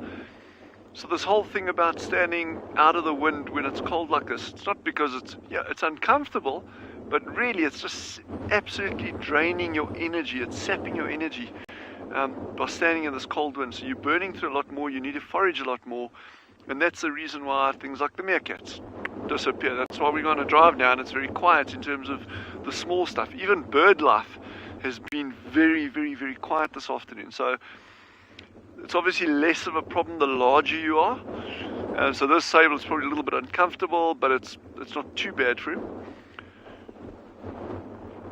And he's just feeding happily there. But what a magnificent animal. I mean, I think they are certainly one of my favorites.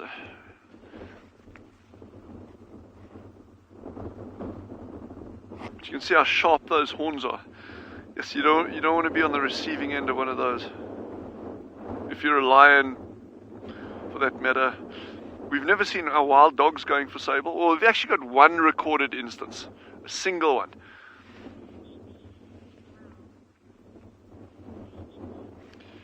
HP says, wow, those horns. And absolutely, those are proper weapons. They're not for display. But I was mentioning in my entire time at Swallow, I've seen wild dogs on a sable kill once, but the animal had actually been reported a couple of days prior to that with a very bad limp, what appeared to be a shoulder injury. So it could have been that the thing had died and the dogs found it like freshly, or it was kind of like on its last legs if it was limping, and the dogs caught it like that. But normally a bull like this would be out of the prey range of wild dogs. And yet we've seen them take adult camspuck, which is not much smaller than these, and as dangerous. So, but it's interesting watching the wild dogs hunt, and hopefully we'll see that over the coming weeks. We'll just keep our eyes open for them. But you'll often get them trotting straight past the animal that they can see is standing its ground, that's healthy, in good condition, and then they just go straight past. They're looking for easier prey.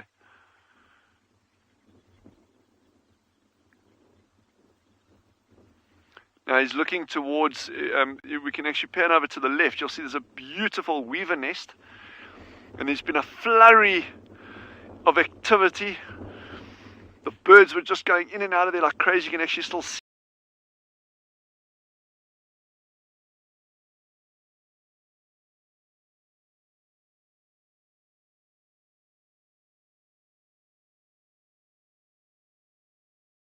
what attracted attention. While we were on him, you could actually see him starting to look in that direction.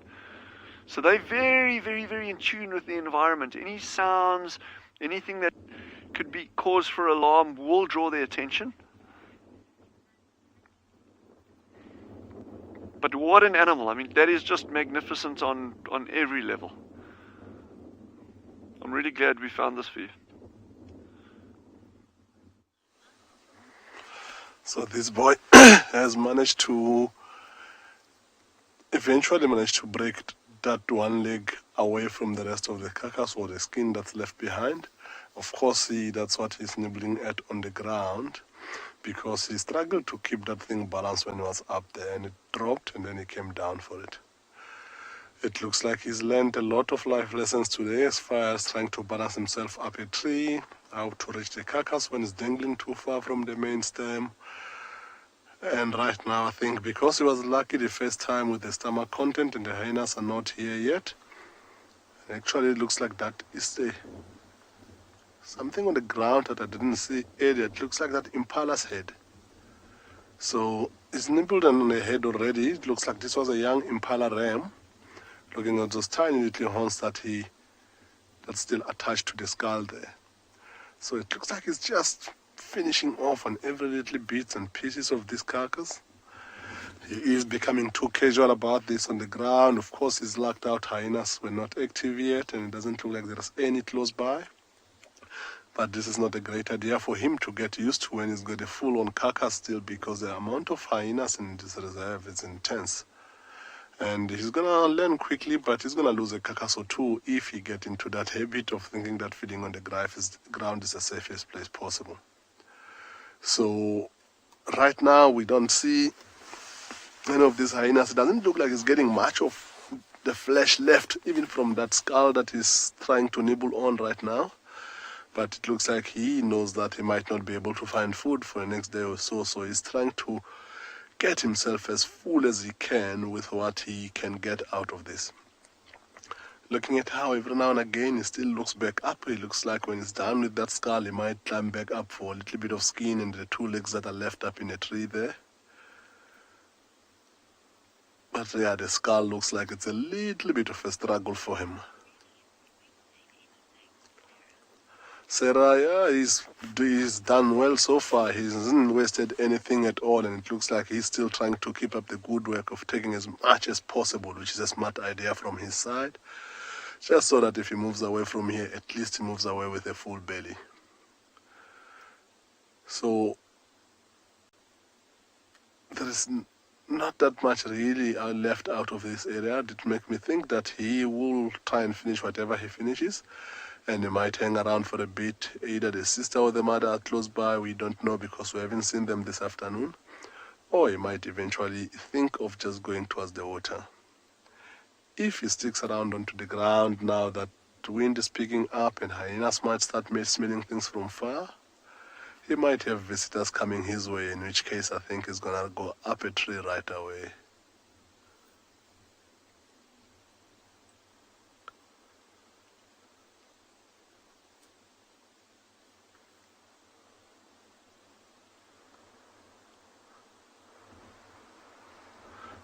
Looks like he's struggling a little bit there with the balance of the skull. Of course, there is not that much surface for him to hold on it from, so this thing is going everywhere. But again, like I said earlier, this carcass for him, there will be a few lessons learned from him after this particular carcass walking away, and maybe next time he's going to do a better job, or he's going to try a different technique to what he's tried today. We saw him how he was struggling to get the carcass right. I was trying to break that leg open up in a tree, but he's eventually got it right, so next time it's possibly going to be quicker. Now, yeah, the only thing looks like he is struggling with the balance of the skull, but he's getting there. It looks like he's digging in from the top, possibly where the horns are. It looks like he might even be trying to crunch that skull to get to the brains of this impala.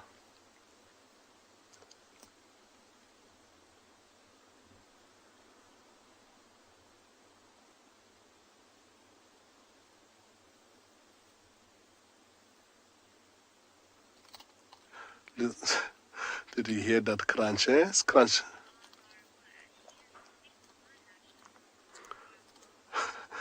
More eyelashes and his whiskers, both possibly quite long whiskers and eyelashes from his side, makes him look super, super beautiful. So what we'll do, we'll wait to see what he does when he finishes this. Looks like he's got a little bit of work to do still. And then we'll send you over to Steve in the meantime while we wait here to see what happens. Well, it's wonderful to have leopards eating meat.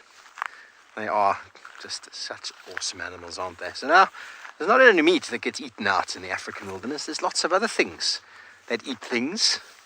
And one of those things is evident right where we stand. Now, where we are is an enormous disturbance that's taken place. You can probably see around me the ground looks like there's been a bulldozer at work here.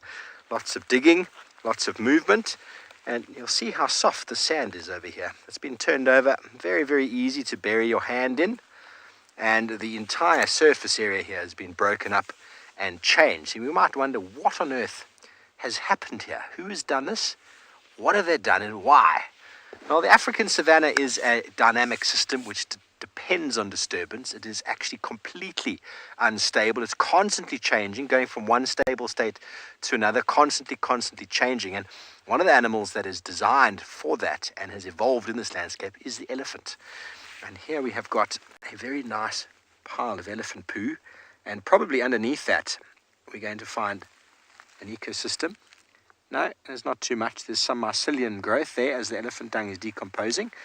But an elephant got very busy here, probably more than one, digging and digging and digging. And essentially what they were looking for is the roots. Now, whatever tree it was that was here is gone. Almost the entire tree. I'll see if I can track it down. It shouldn't be hard to track down a tree sometimes. But if you watched this morning, we spoke about how elephants access bark and roots, and we talk about the hornbills having a specialized feeding behavior behind turning over the leaves, looking for organic material, looking for insects. Well, elephants just bulldoze their way through. They can get whatever they want, whenever they want. They don't actually do very badly when food is abundant, and they're able to access food when it's not so abundant. And one of the things they do is roots. There's enormous amounts of medicinal value in roots, enormous amount of nutrients, and well, the elephants are able to do that. So here they've done a disturbance, and as an example, where I just buried my hand there, you saw how soft it was. Now, just over here, right next door, I can't bury. That's as deep as I can go. Whereas over here, right in the mix where the elephant has been digging, oh, that's not actually that soft, but over here, that's much softer. So what the elephant has done is turned over the ground. It's active as a plow. Whatever tree was here before, it looks like it was one of the cassias. There's a little baby growing over here. So the tree hasn't been killed. Hasn't been killed, it's coppicing, which means the tree's been badly damaged. There's a few more coppices coming through there. It's been ripped up and destroyed and eaten, and devastation to the max. But what has actually happened is the disturbance. It's changed the dynamics. So whatever shade was here before has now been removed. The organic material has been turned over. The crust has been broken. Any grass seeds that land here, any tree seeds that land here will have a much better chance of germinating if they don't get found by a bird or someone who tries to eat them. So it's very, very important, these dynamic patches, because here there's huge disturbance. Next door, not so much. So that's what makes the diversity of this area so great. Okay, so next to us here is one of the cassias.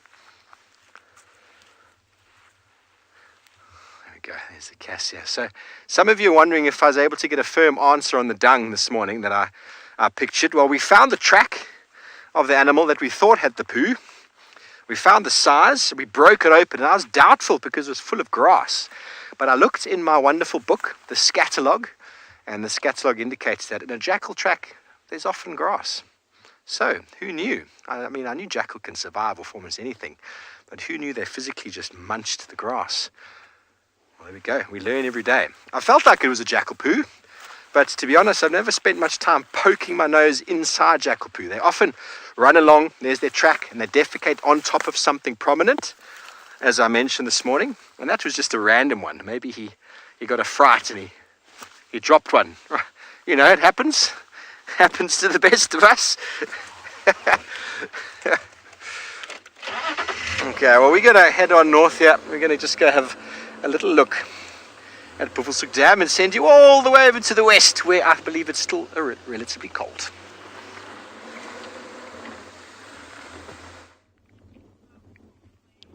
Go. They're going to run. Fuck. Talk. This has got to be one of my favorite antelope of the dense bushveld regions. Kudu. So these are kudu cows. The males have got the big spiral horns, but also they've been sheltering in this thicket. Look at that. In some ways, okay, we didn't see it too well there, unfortunately, but in some ways they're reminiscent of white-tailed deer. See, as they run, those of you from the States where they occur, white-tailed deer, as these antelope run, you'll see they actually flip their tail up, and you see that white tail underneath very, very, very distinctly. But look at that camouflage. Now suddenly you go there and there's nothing. But I'm really glad we got those. We're just going to pull forward a little bit. We may get another sighting just up ahead here on the right, but I don't know. But everything's just tucking themselves away now in this thick bush. So we are still on a cat mission. We are still looking for African wildcat, caracal, if we're really lucky, small spotted cat. That I would be off the charts happy if we got one of those. But we're not going to give up. Still a lot of ground to cover, a lot of areas to look in.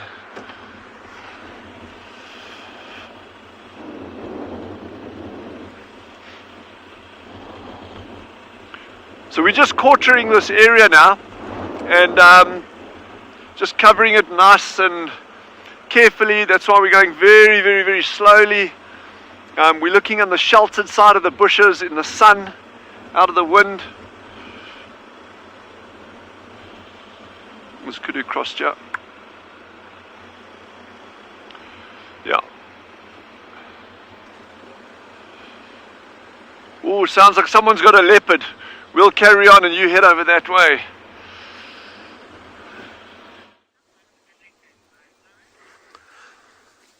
This boy, his patience paid off. He managed to eventually crack that skull, and it looks like he's managed to get to the brains. Now it looks like he's going through the nasal cavities, which is nice and soft. It's mostly cartilage, in particular because this impala was still young. And it just looks like he's on the edge of finishing up. I think for all that was in the head, he's done a great job of finishing that up. And I only think he can only do better from now. He was struggling a little bit, was going everywhere. He didn't know how to balance this thing. Maybe it's the first or second head is dealt with, but of course, two things will come on time. But he's done so well. There is not many bones left. It looks like only the jaw bones that are left, which those are big enough for him not to be able to chew on. That is some of the stuff that are going to have to be left out for the hyenas. And there is, of course, those tiny little horns made of keratin, which he would not even try, because even if you try to break them down, he might, but he won't be able to digest that, so it will be a waste of energy. And even hyenas won't be able to eat on that. If they, if they do, they won't be able to digest that either. They have to throw it out again as a furball, which is a waste of energy again, even from their side. However, the lucky hyena that might come through here today have got some few things that we might get. The jaw bones that this boy won't be able to chew, that leg bone on the ground, and of course, the most of the lining of that stomach content that he dropped down earlier on. So it won't be enough to completely fill up a hyena, but it will be something to kickstart the hyena's day. It's gonna be a happy hyena, or whichever hyena is gonna walk through this area will be happy. Can hear him still going on and on, crunching those bones. I think it's on the nasal cavities, and the amount of noise it makes is quite nice.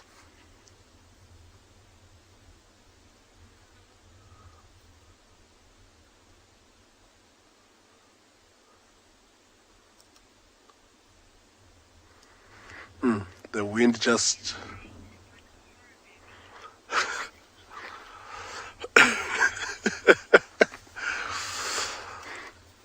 It is a little bit scary. It's a good comparison in a horror movie, something I can't deal with. I can't watch that. I'm too scared. But this is kind of exciting. Right now, before the wind just changed, and all we got right onto our faces was the smell of that stomach content with the breeze that's just suddenly picked up. It's only going to be a matter of time for the hyenas to pick up that scent and come right in. So what we're gonna do, there is not much left to see here. We're gonna leave these guys and let him carry on finishing these bits and pieces. And we're gonna head to try and see if we can find anything else for you to see this afternoon, and we hand you over to Trishala for the time being. You were seeing the tail end, pun intended, of this Niala. There's a little baby with her. I'm going to try and move forward. Baby's just crossed the road. It's one of the smaller ones I have seen, and quite comfortable. Hello, little.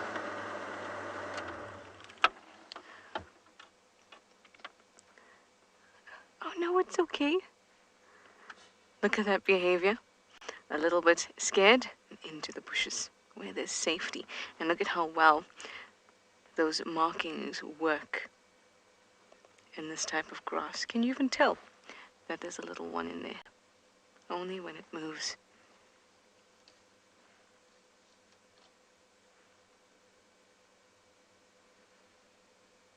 There's Mom. This light is just gorgeous this time of day.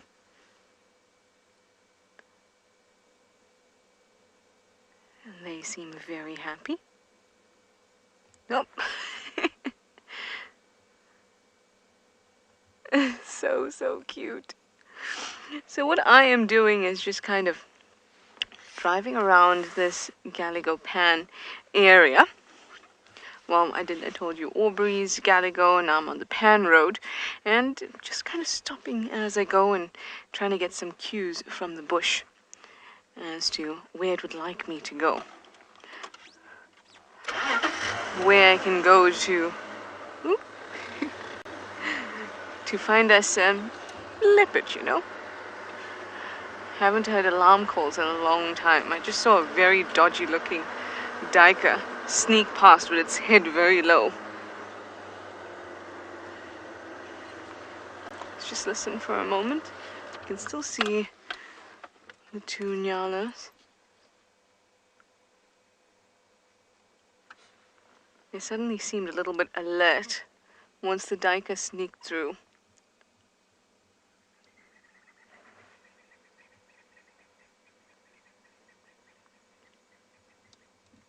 So you had the Franklins off to my right, and that's the direction that this Niala has just turned to look in. Either that, or it knows how gorgeous it looks in this light, and it thought it would give us a bit of a head turn to the camera.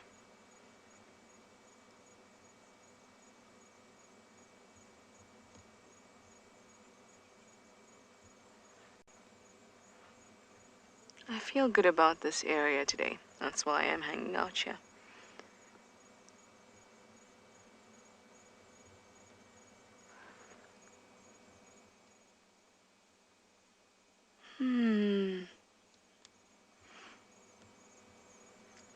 Please don't worry about my quietness. I've not forgotten that you're there. I'm just trying to listen because I'm hearing faint sounds.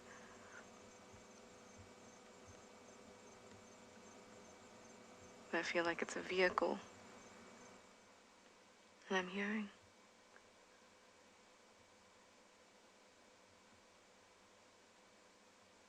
Isn't it eerily quiet?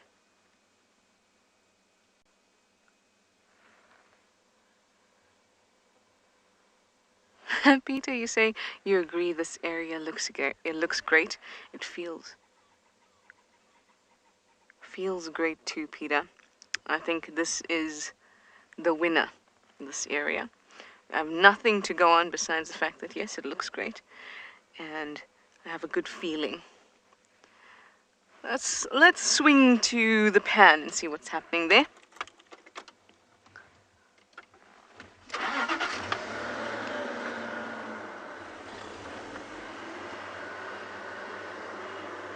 Lots of good feelings, slightly eerie feelings, but that's the way I like it, isn't it? A bit creepy but cool at the same time. All right, let me send you over to Steve and see how he's feeling this evening.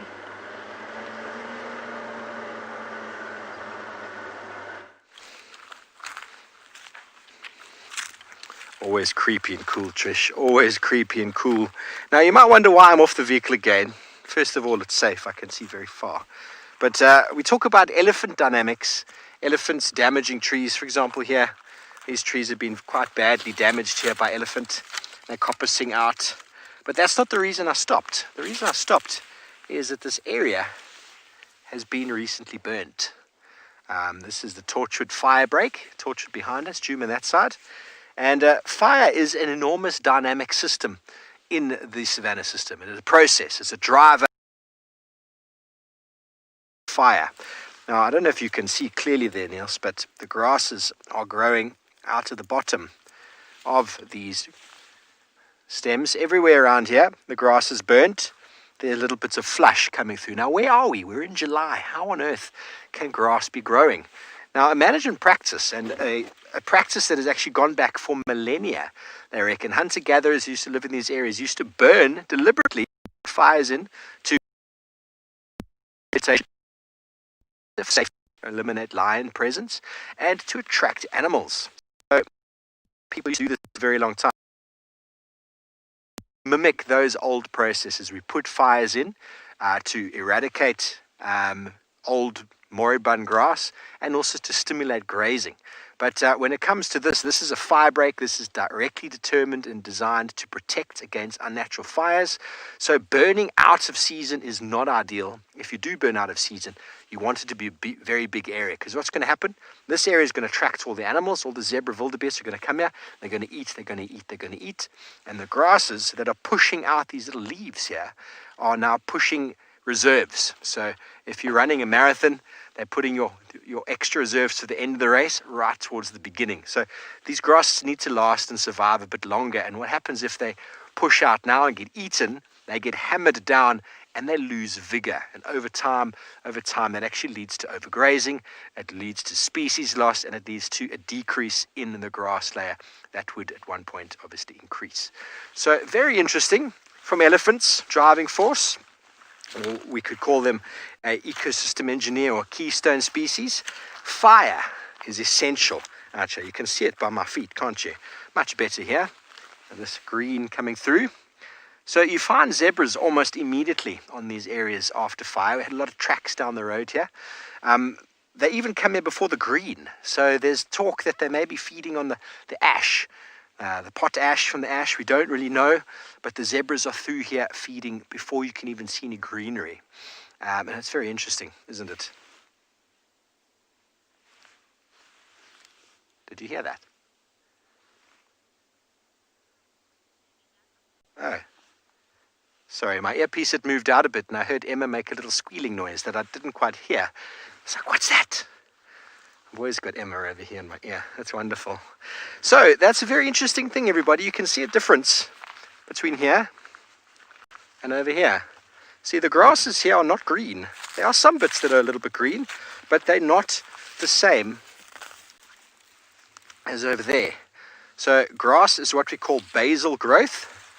Those of you who've ever cut the lawn before, you'll know exactly what I mean by basal growth. If you cut your lawn too short, it goes yellow and it dies. If you cut it too long, well, it's too long, you have to cut it again. So grass grows from, you can see this little green shoot here, grows from the bottom, what we call basal growth. This is not the new growth up here. This is the old growth. This is the stuff that gets eaten. This is the stuff that falls over, that dies, it gets dry, the organic material adds to the soil. The grass is growing from the shoots at the bottom there. So when you cut it too short, you cut that off and it actually loses its ability to grow. Almost like cutting your fingernail out by the root. Very painful. And so that's why hippos and rhinos are fantastic, because they cut it down nice and short. Zebras as well, wildebeest and impala have the ability to overgraze. Okay, well, we're going to carry on heading up this road, see what other interesting ecological examples we can find for you.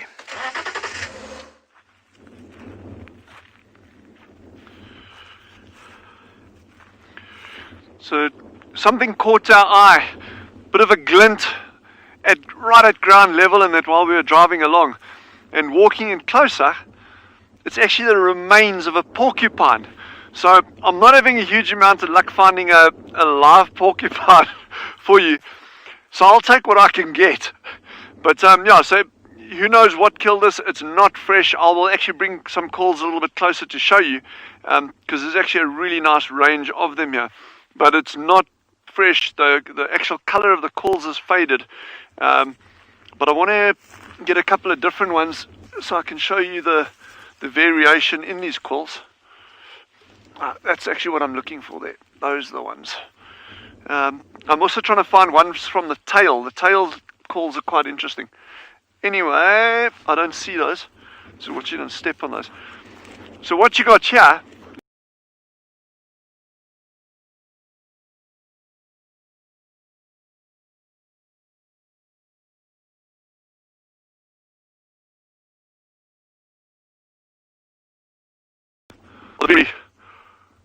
these are the dangerous ones. These are the ones that you sometimes see photographs embedded in of them embedded in lions, leopards. I've seen them on honey badgers.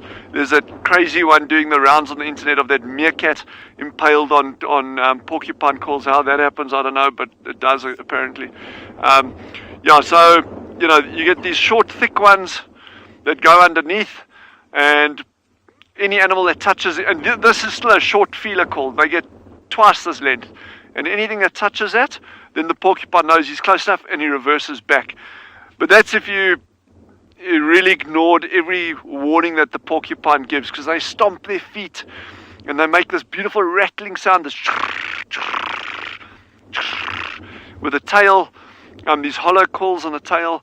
And if you've ignored all of that, then you really deserve to walk away with some calls embedded in you. My dog knows, she's had that twice already with porcupine, so that's quite interesting. And but I still need to find you a live porcupine. I owe you a live porcupine. Just there's a lot of things I still need to find. But we will continue, and we will not give up until we get these things.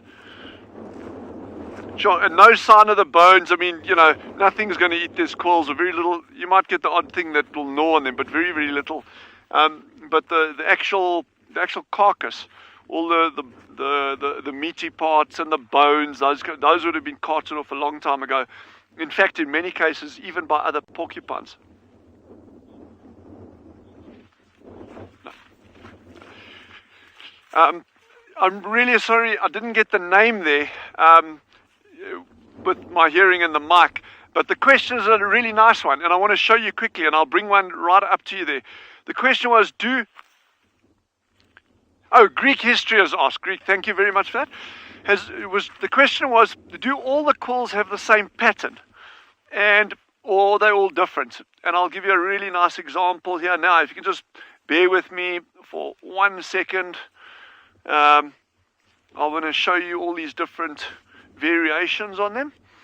And I mean, these are just some examples. Where's another one there? Okay. So, if you look at these, we think a porcupine's black and white. Done. Okay. But, I'll get it in the light there for you. Here is a quill that is snow white. Okay, there's no black on that. And then you get ones there's one that's pretty much half black and half white. And then you get the other ones, where are we? Like those that are kind of black and white, a nice mix of them. So very, very good question that. You can get quite a bit of variation in them. But when you're looking at the animal itself, this whole mix, one white quill or a couple of white quills will disappear into that mix, and the animal that you see is black and white. These quills are actually very, very faded. They've been yellowing in the sun for a long time, I'd guess, just judging by the color. It's kind of all this golden yellow color. But normally when you find them and they're fresh, they're beautiful black and white. These ones are actually also very brittle. They're just breaking up. But nice to see that. And like I say, just the glint on the ground is what caught our eye on that. It was something unusual. And with tracking, that's often what you look for. You just look for patterns. You look for things that are out of place. So when you're driving here, you can see nothing is glinting here, but suddenly there's a patch of something that glints. That's an obvious sign there's something going on there, and then you can go have a look at it. Yow, the temperature's dropping quickly now. Those of you, if you can join us tomorrow morning, you really must if we're out, because it's going to be entertaining if nothing else. It's going to be it's going to be really chilly, but that's fun. I've got another thing. Those of you who like eating Lindt chocolates, look at this beautiful Lindt ball I've just taken out my pocket. Do any of you know what this is? Apart from being a Lindt ball. You can do it. Take your time. Any guesses? Let me know. That's the only clue I'm giving you. Okay, there we go. I can show it to you nicely in the light.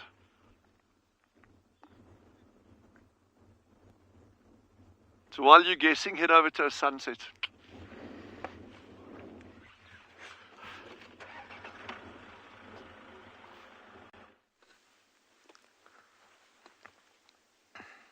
From a solid round ball to the golden orb of the sun. I just thought we'd stop for a moment, and while we're hearing some birds calling, I'm just going to keep quiet for a few moments and allow you to absorb the sounds of the wilderness.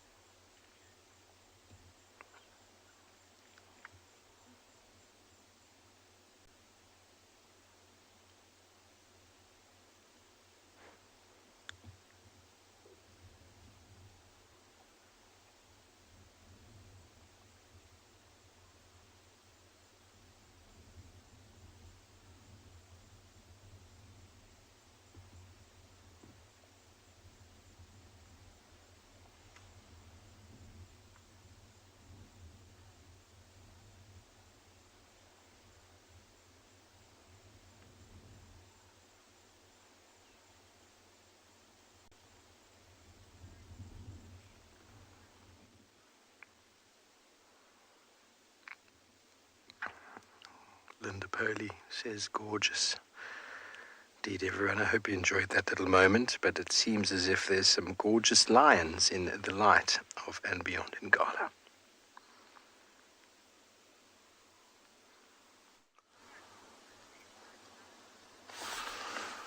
So after this morning saying we were going to check the boundary, check the boundary nicely. There was no tracks of this pride.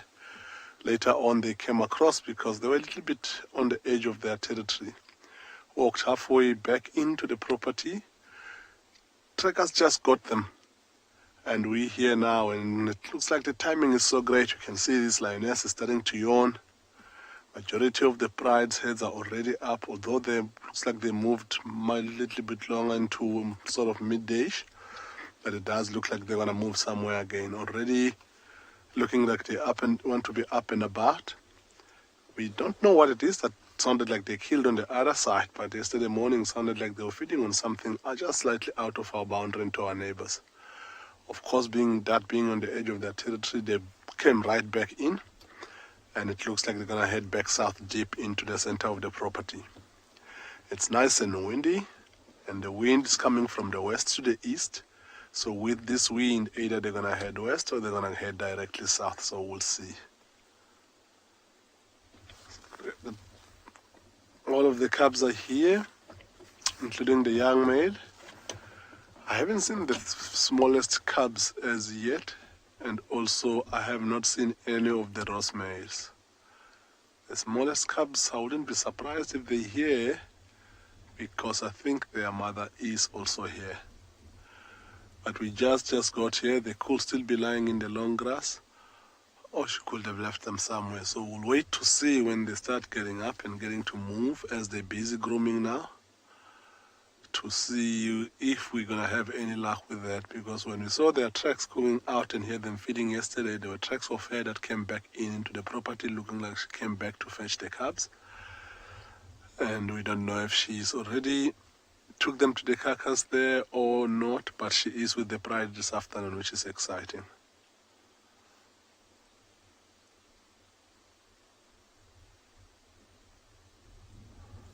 Lot of yawning and grooming all around. Monique, for sure, before they get going, they need a little bit of stretch. So lion yoga, it's a thing. Stretching like an athlete before they get going. So the more of that we see, the quicker we're possibly going to see them getting to get up and getting going. It is quite a beautiful part of the property where they are. On the way here, we didn't see many impalas, or any prey species, so they might have to cover some serious ground before they find their attempted hut. So we'll see how long it's going to take them, but I'm sure they know that at this time of the year how far they move.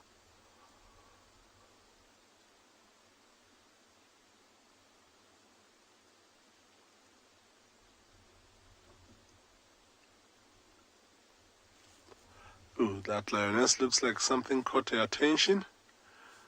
Look at how she's put her head up and she's looking around. Let's watch her closely and see what her next move is gonna be.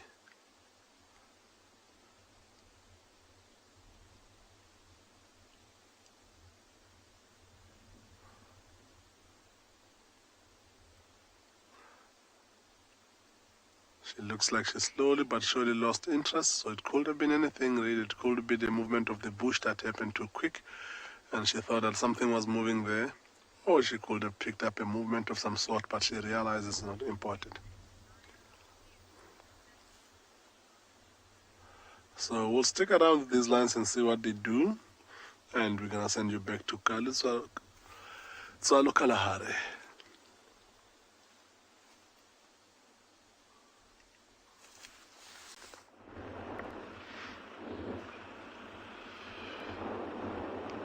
So the reason we're moving down this particular valley over here is it's a really good area for aardwolf. And then our mission for African wildcats and caracal, we are not giving up, not stopping. What you got, Chandra? Jean-Dre thought he was wrong, but he was wrong. So we're just going to have a quick look here. Wait, must I go backwards, forwards? Whoa. Shall I go back a little bit? What's it at the base of that bush there, in the shade? Is it just some more? Ah, definitely more bush. We'll never make a mistake like that.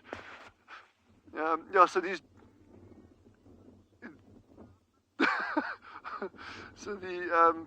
these dune crests are good to keep scanning while we, you get cheetah lying up. Although I think any cheetah in its right mind is not going to be lying up on a dune crest in this weather, that's for sure. But have we got any guesses on the ball? The little magic...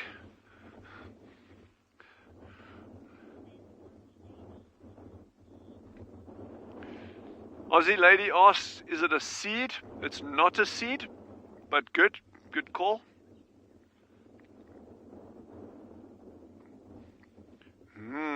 Tasty.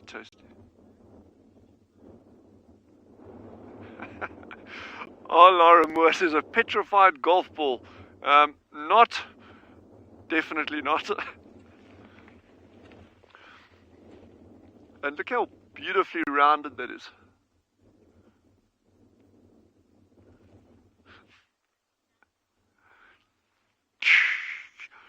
Marisha has hit the nail on the head. It is a dung beetle lava ball. Well done. This one is bone dry. There's nothing going on. We actually found it lying exposed on top of the sand on a sand dune. So this one will be completely, nothing's going to happen with this. There's not going to be any lava hatching out of this or anything. But just so nice to see that, and really, and this is still a small one. Down in where our colleagues who are working in the low veld, you get really big ones. So, but it's just nice to see that. And we use it as a level to see when the Land Rover is about to capsize. We can use it as a level. You see there, now we know we're standing at an angle. You see how important it is to have these things on your vehicles at all times.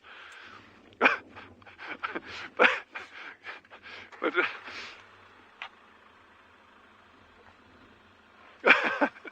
Cindy says, so it's not chocolate. Yeah, no, it's not chocolate, but we can eat. Jean-Dre is a vegan, he'll eat that, I think. Will you? Yeah, he says yeah. Come, we need some eyes. I hope you're all looking hard because we need extra eyes, because I'm not doing a very good job at the moment of finding wildcats or caracal aardvolf. So if any of you that are with us sitting at home, tucked up on your couches or your beds with something hot to drink, if you see something that resembles a cat of any size, please feel free to let us know. I'd be very grateful. And not your house cats at home. I'm looking for something out here specifically. I still can't believe we had that sighting this morning. 10 minutes after drive closed. And it's like an incredibly good sighting. But that doesn't count, unfortunately. But what a beautiful afternoon, eh? Yeah. Nothing wrong with a good Kalahari afternoon.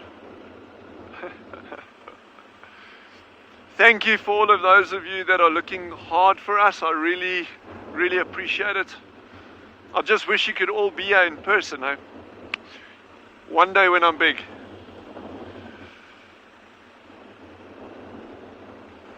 But it's good to be able to, have you along on these safaris. And I mean, I know our colleagues are enjoying it as well. And it's something very special to be able to share what we enjoy with other people.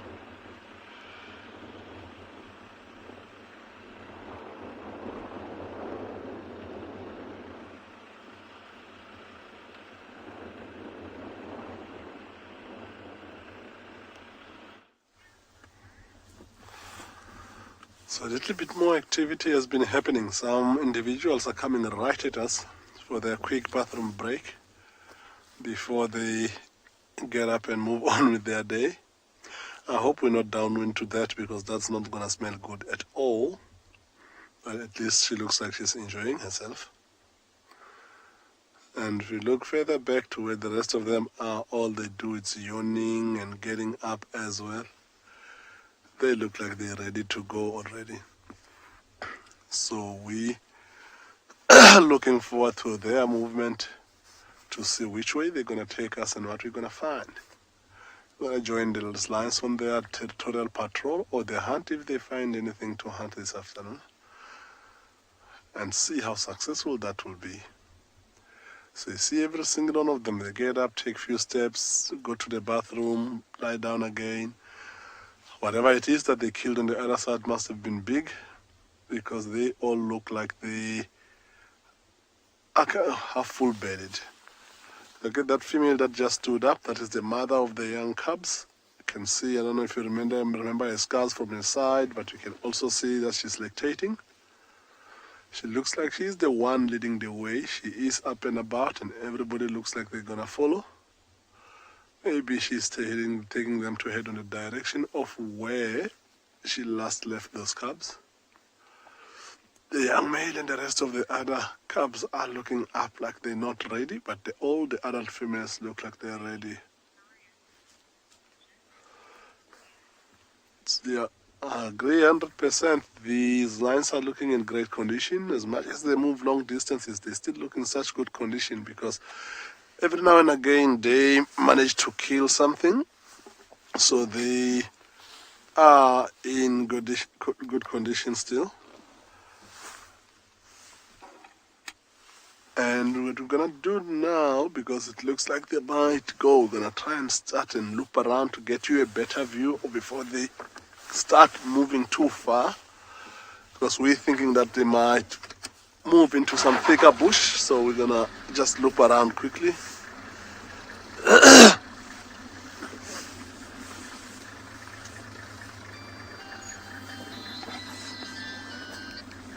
Hey. Was the call also off? Oh, you're ringing. Cool. So we're coming to the front of the group. I hear the mother of the young cub sounded like she was contact calling. So I don't know if that contact call was for the cubs or it was for the rest of the pride, but we're gonna sit around and just see what she has to say. But look at how beautiful she's looking. For somebody who's got small cubs that are nursing, she's in seriously good shape. Look at the young cubs coming and walking towards the mothers, and also greeting the mothers as they walk along, which is such an important thing for them to do. Some of these good things that they do now, the grooming, rubbing of heads, it's what keeps them, their bond strong, and it's what makes them want to stay together even after a serious fight.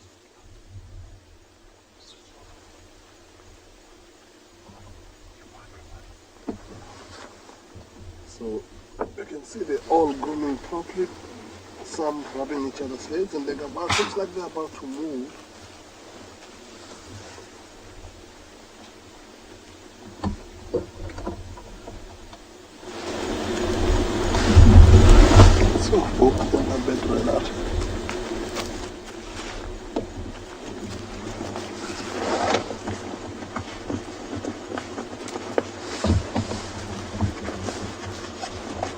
Goes the way again.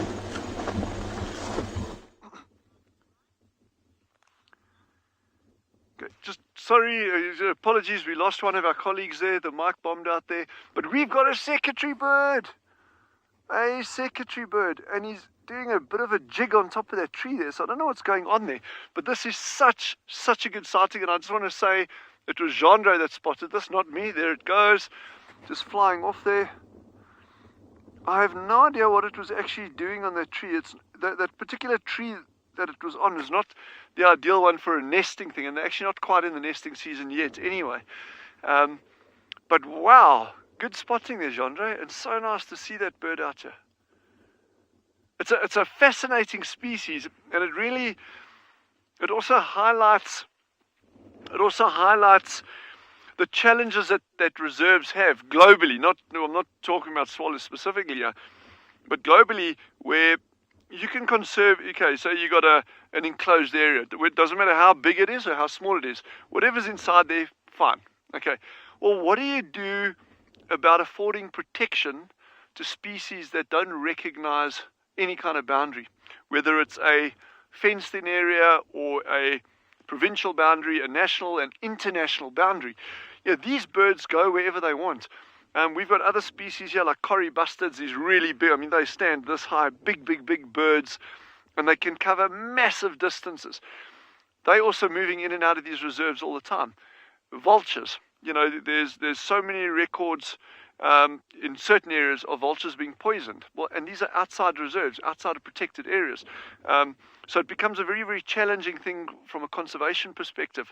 Salmon, British Columbia, now there's a lot of problems up in those areas with salmon and for various reasons. Wolves, moving in and out of reserves. It doesn't matter where you go in the world, you know, when you see a species like this, I always get really excited because it's, you know, that bird has come a long way potentially to end up where it is here. And it's just always a privilege seeing them. So, yeah, there's a lot of things to think about in conservation, you know, and our guiding should be a direct link between hospitality, tourism, and conservation. HP says they got an amazing wingspan. Those birds are huge. That's over a 2-meter wingspan. They are very, very, very big birds. And it's lovely to see them flying because like normally you just get them like stalking around the landscape looking for things. And they eat a lot of, you know, they Sagittarius, they serpent catching birds. So they go for a lot of snakes, but they'll also catch a lot of agamas, these lizards. They're super quick. We've actually seen, Genre and I've seen one or two. And so they'll catch a lot of those, but you just normally typically see them moving or walking around landscapes like this. So to see them flying is really fun. I'm still curious as to what that bird was doing up on top of that tree. Their nests for a bird that size are incredibly well camouflaged. So they're normally on the crown of a tree and just underneath the actual top of the tree. So they're very, very difficult to find.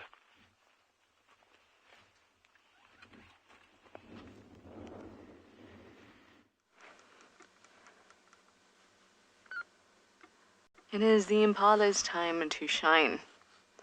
I mostly love to watch them, apart from the fact that they're beautiful, especially when the sun is beating down on them and they're nice and shiny. But at this time of night, they can be great indicators. The sun is now set. It's getting darker. Maybe they smell or see or hear something that I don't. It's always nice to watch them. Now, we had a very brief discussion about pausing pregnancy a couple drives ago.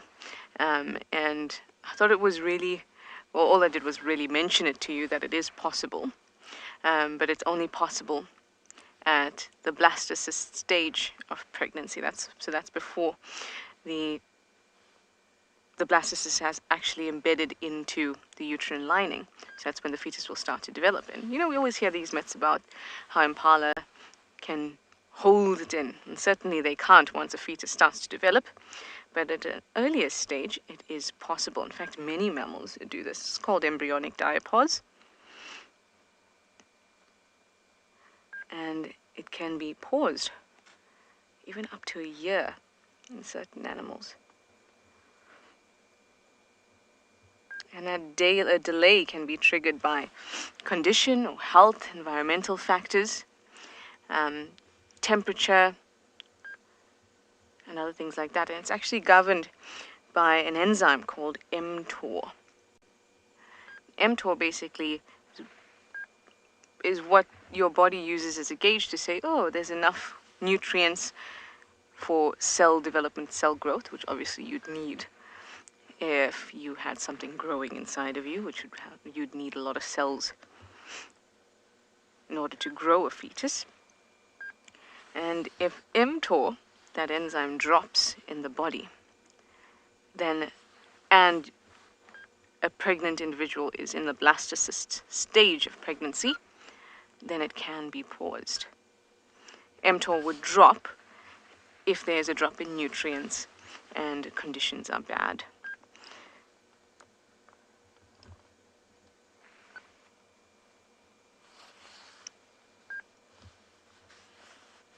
I think that's pretty cool. Sometimes a fact is even stranger than fiction. A lot of you are saying that's quite interesting. It is. It certainly is. I love how the more time you spend out here and the more research that you do, we can really expand on what we know about these animals and all the finer details.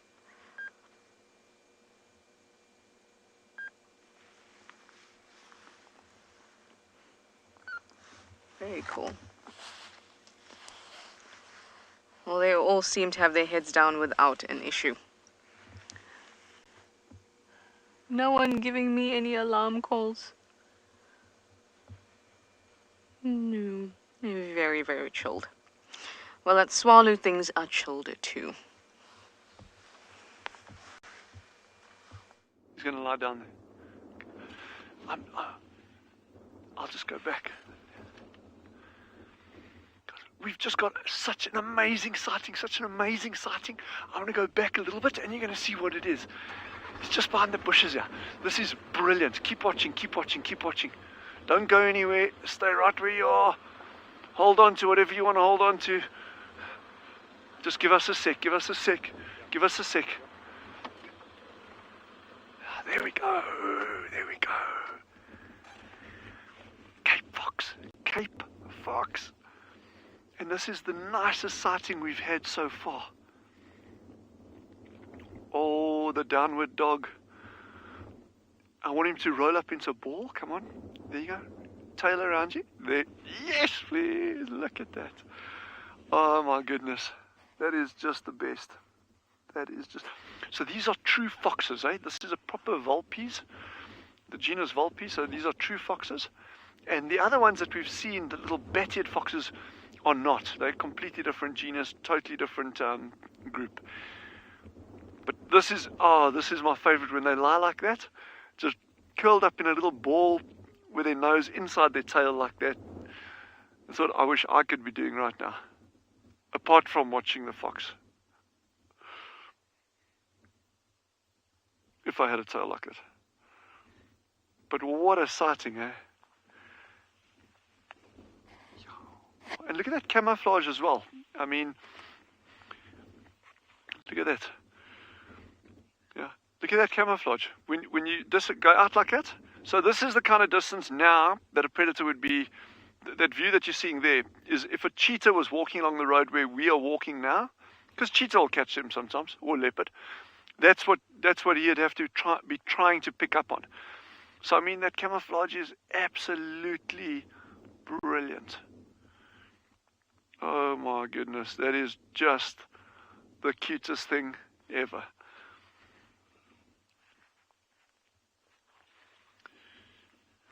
Oh, it was worthwhile coming down this road. Jeez. Little Cape Foxy wasn't even on my radar coming down there. So the trick would be now to try and find the den site. So these animals are so small, they can actually fit down the smallest of burrows, things like spring air burrows. Now, to give you some idea, if you hold your hand out, it's going to be obviously the average person's hand. If you hold your hand out and you spread your fingers wide, if you do that, roughly, that's the kind of entrance size of a spring air burrow, like ballpark figures. If you held your hand out in front of you, those foxes will often go down spring air burrows. They'll just boot out the occupants, they won't eat them, and they'll actually use those burrows for denning in. So that gives you some idea of just how small these foxes actually are.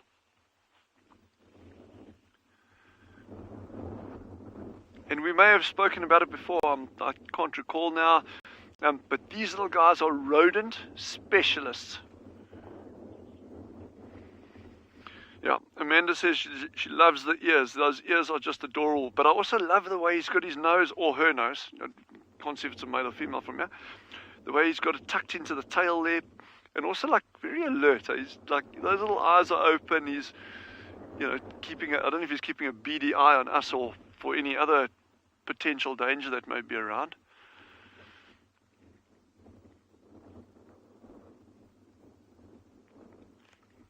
Ah, what a gorgeous afternoon. This is just like, oh, this is brilliant to see. I love seeing things like this, man. Anything out here is good. Absolutely anything and everything.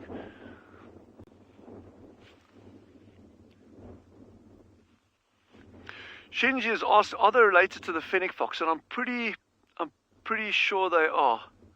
I'm pretty sure they are, but I do stand to correction on that, please. Okay, and I can check that up. If fennec fox is vulpes, and anyone that's sitting at home, if you want to use the Google machine, feel free. If the fennec fox is vulpes, the genus, then that would be related.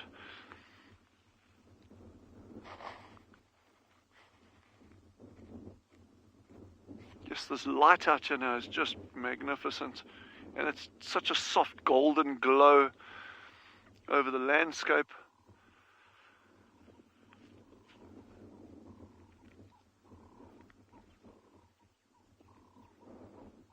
This little fox is going nowhere. He's got his little windbreak of a bush there.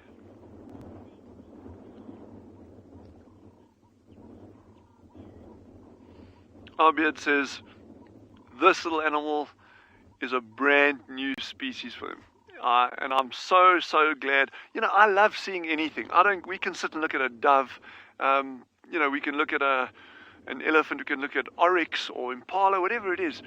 But to see these little things that are seen infrequently by people, I really get a huge amount of pleasure out of that. And this fox is just being nothing but obliging. I'm very chuffed about that. Oh, yeah, sorry, I got distracted on my train of thoughts earlier. I was mentioning that they are rodent specialists, so they will catch a lot of mice, and they're almost entirely their staple diet. Not completely, but almost.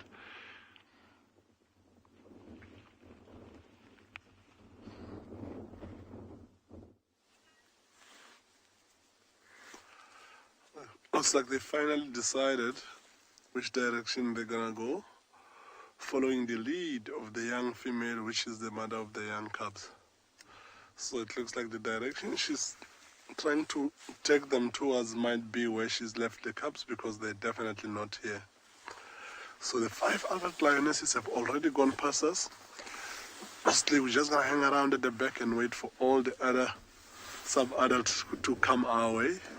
Also including the young male who is still sitting further back.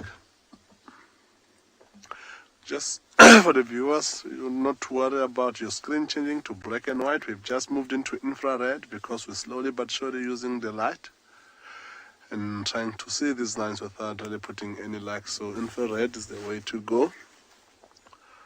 So right now it will possibly be dark in the next 5 to 10 minutes or so, but we still have a little bit of light. So adult lionesses looks like they're thinking hard as to which way we're going and what we're gonna get for the day. But it looks like it has finally been decided. Rubbing of heads again. Just reminding each other about how important it is to be family, so that if they do catch something small and start fighting, they don't have to not want to join up again. Look at how they're following a single file as they walk through that bush. Must be an old game path, which is a path of less resistance, where they are just moving, trying to avoid thorns and grass, and following the same path as the leader female has followed.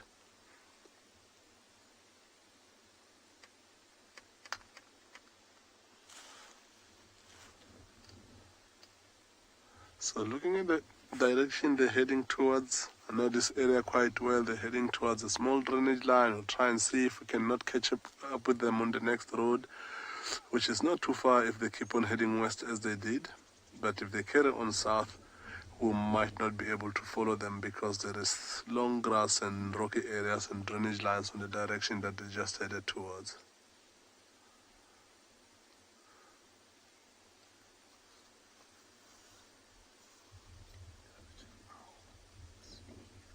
So as we turn around and try to drive to try and see if we can catch up with them again, we'll send you over to Steve, who's got an owl for you.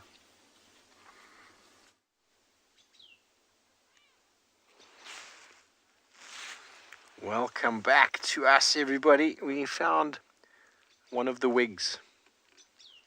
I don't know which one.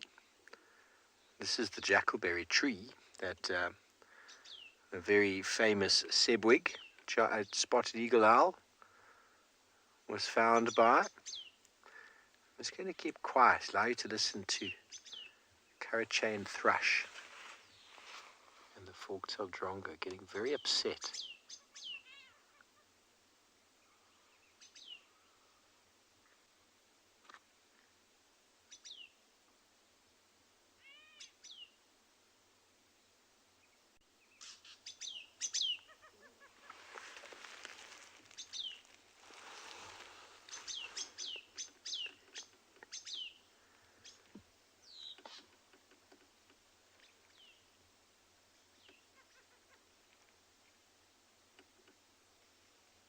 See them trying to bomb it.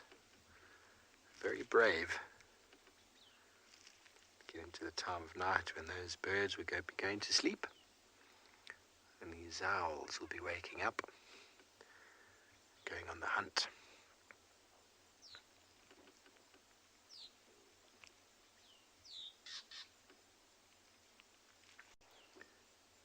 Nearly impossible to see.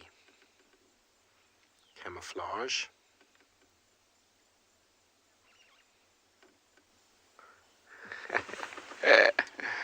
Double Six says, hoo-hoo. Indeed, Double Six. I don't know who it is. Is it Sebwig's mom or Sebwig's dad, or is it Sebwig? Who can tell the difference between them? They should all wear name badges. That would be helpful, wouldn't it? The second largest owl we find in this area, the giant or Varro's eagle owl, and then the spotted.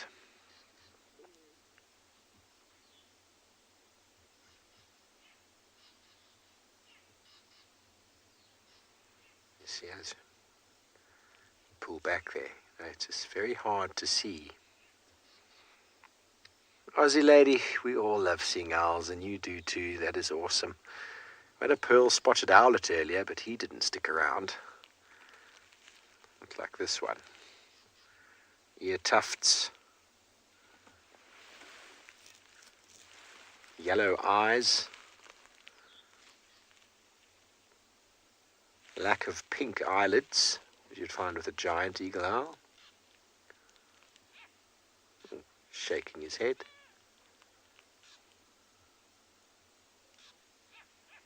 Such remarkable creatures.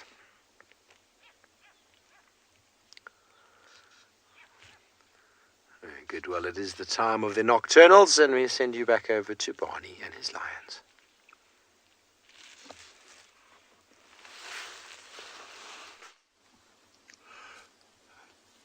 Look at how, like, still the young female with the cubs is leading the way, so the direction that they're heading towards now, it's exactly where they came from yesterday morning before they went and crossed out. You can see all the adult lionesses are taking the lead because they are already thinking about opportunities, because they're walking through some open areas where they could come across things like impalas and wildebeest. At this moment in time, the cubs are behaving themselves. They left right at the back of the queue as the adults walk past us.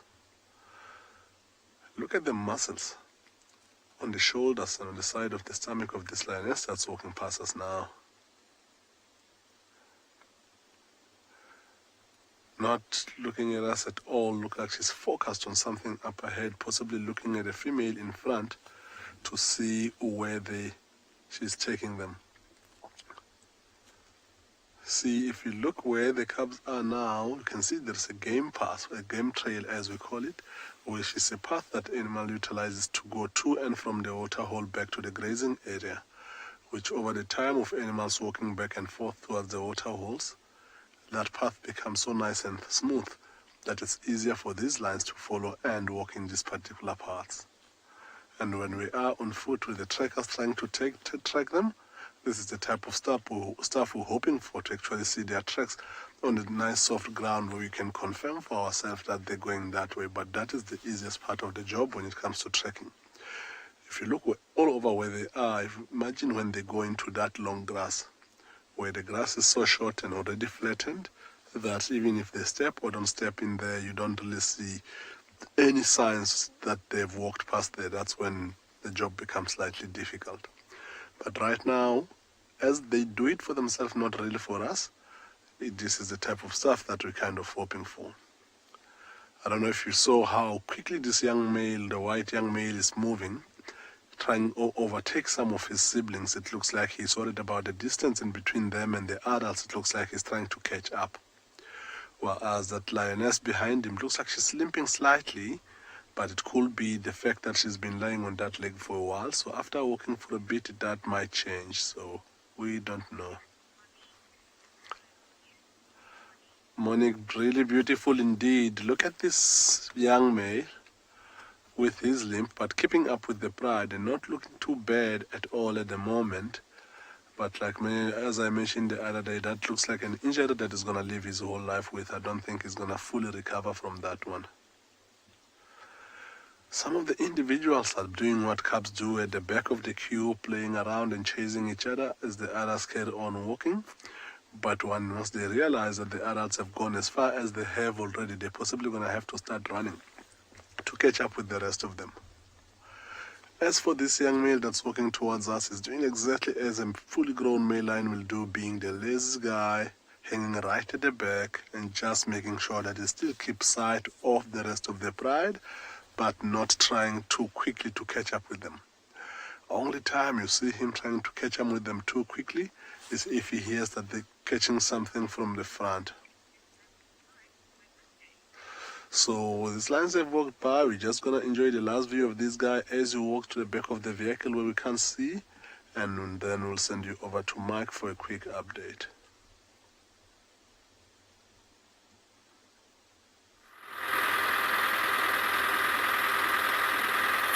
Welcome back, everyone.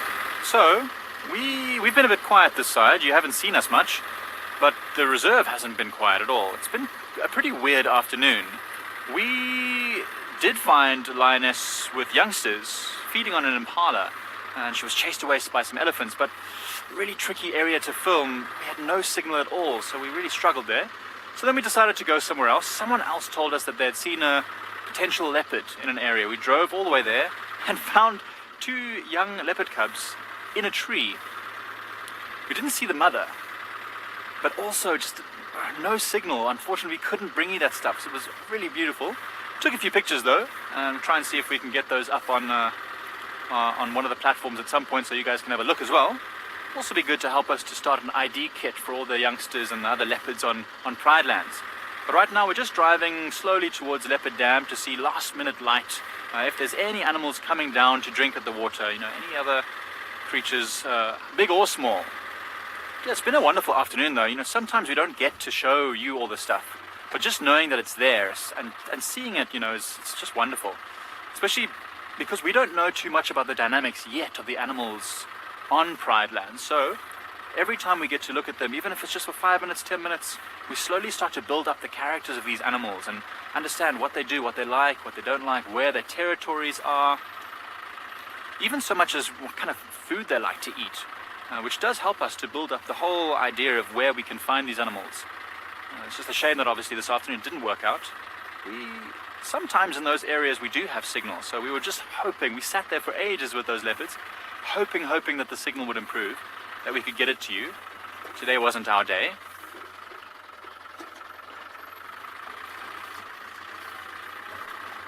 HB, you're glad that we have all this stuff out and about, and you're saying it's nice to hear about it. Yeah, it is awesome to hear about it. Some days it's quiet, some days it's busy, and that's the beauty of the bush. You just never know what's around any of the corners. We could literally, as we're driving now, all of a sudden bump into a different pride of lions. You never know what you're going to find. A different leopard, hyenas. We actually saw a hyena just before you guys came to us. Just walking through, it was very far away. But yeah, so there's just a magic thing about the bush. Magic thing about Africa. Right, so while we slowly make our way towards Leopard Dam and see what we can find, we're going to send you for the last light over at Juma.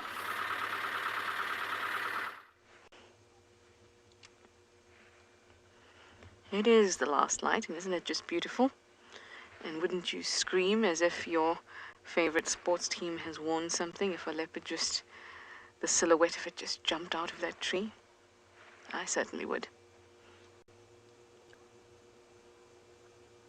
But it's not going to happen because there's no leopard in that tree.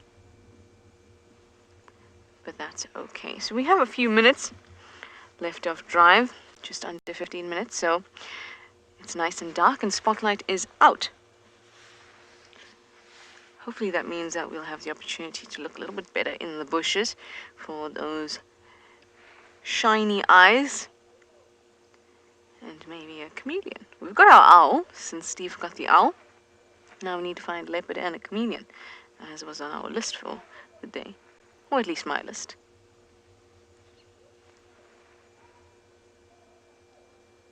Just gorgeous.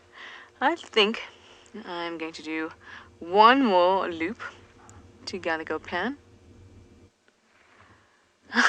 Oh, hi, Bacon. You say this tree looks like a can opener? Oh, what have you started? Oh, hi, Bacon. It also looks like a thumb with fingers at the top. It's about to grab something. Or a bottle opener. An opener in general, I think. Very, very pretty tree. Yes, oh, the letter F as well.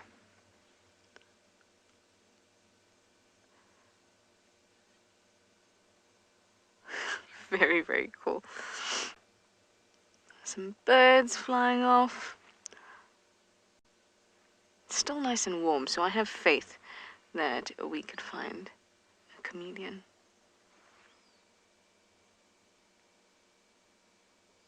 Okay, I think a Gallagher Pan. Let's try Gallagher Pan for the last few minutes in the darkness. And I'm going to leave the owl searching to Steve, who's pretty good at it.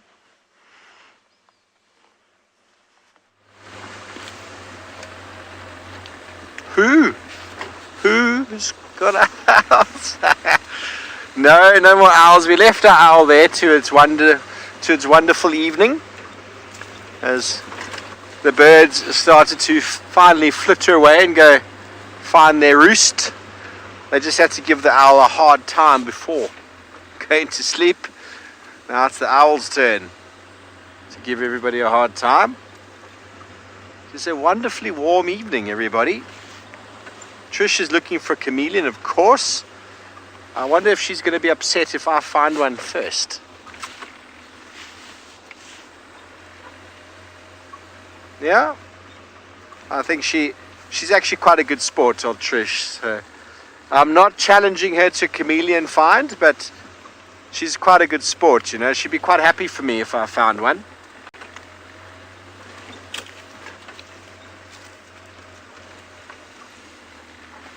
I haven't found one in ages, to be honest.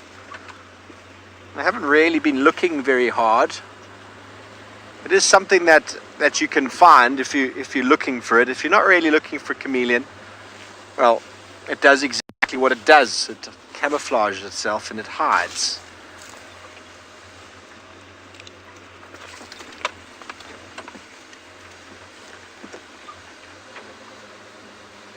So what we've done is we've come along our southern boundary because the lions moved along here. Chrissy, you want me to find Tingy? I've actually been looking for him this afternoon and for any signs of Tundi. I mean, here we are on our southern boundary. I heard last time Tundi was in Little Gowrie. I found some tracks this morning with some poo that's a few days old on the sort of Battalier towards the east. And I'm pretty sure it belongs to Tundi. So I'm going to be working that area over the next few days. And at the same time encompassing areas that Tingana often frequents. I haven't seen him in ages. Last time I see, I think, Trishala got him at Gallagher. and I didn't get to see him. So it's been a while, the old Duke. But I'm very, very excited to be finding Thandi and her little cub and see how they're doing. But as we enjoy our nice warm evening, let's go over to Tswalu Kalahari once again, where it's a little bit chillier.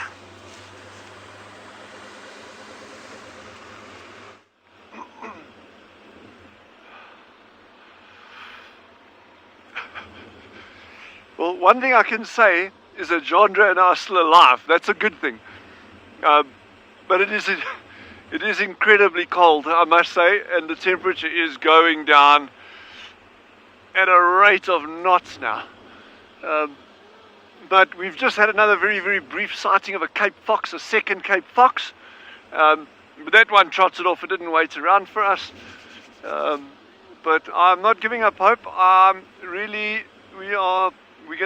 We're still trying to find an African wildcat. They're here. There's lots of them. We just need to find them. And we will not give up. We will find them. Oh, what? Oh no. Sorry.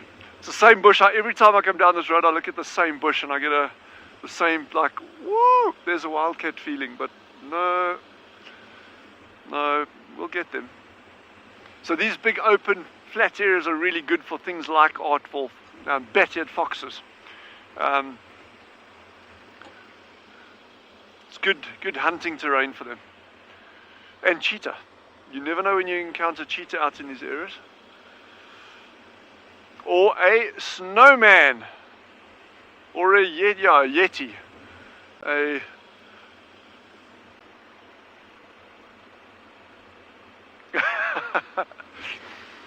Billy's just commented that we haven't seen lions with you for a while.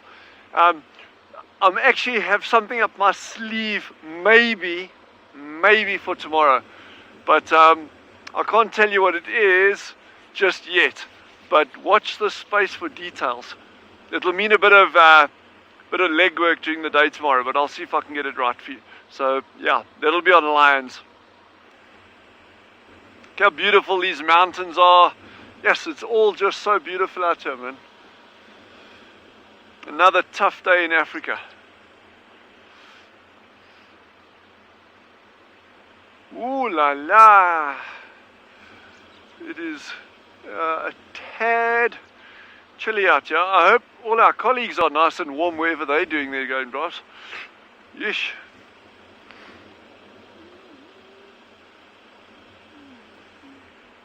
Come on, come people.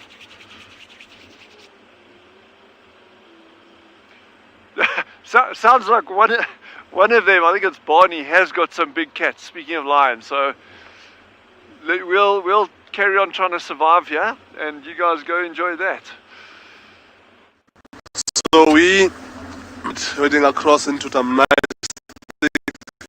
areas with the drainage line.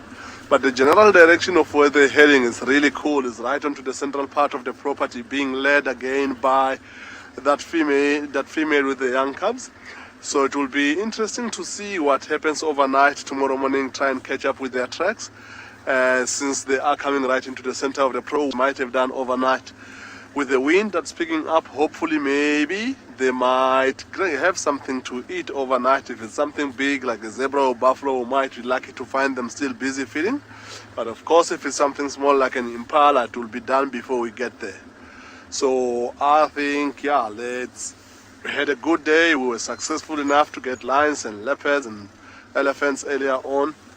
So I think let's look forward to tomorrow's drive and see what else we can get. If you can tune in with us again tomorrow morning, starting from 6:30, and see what we can get.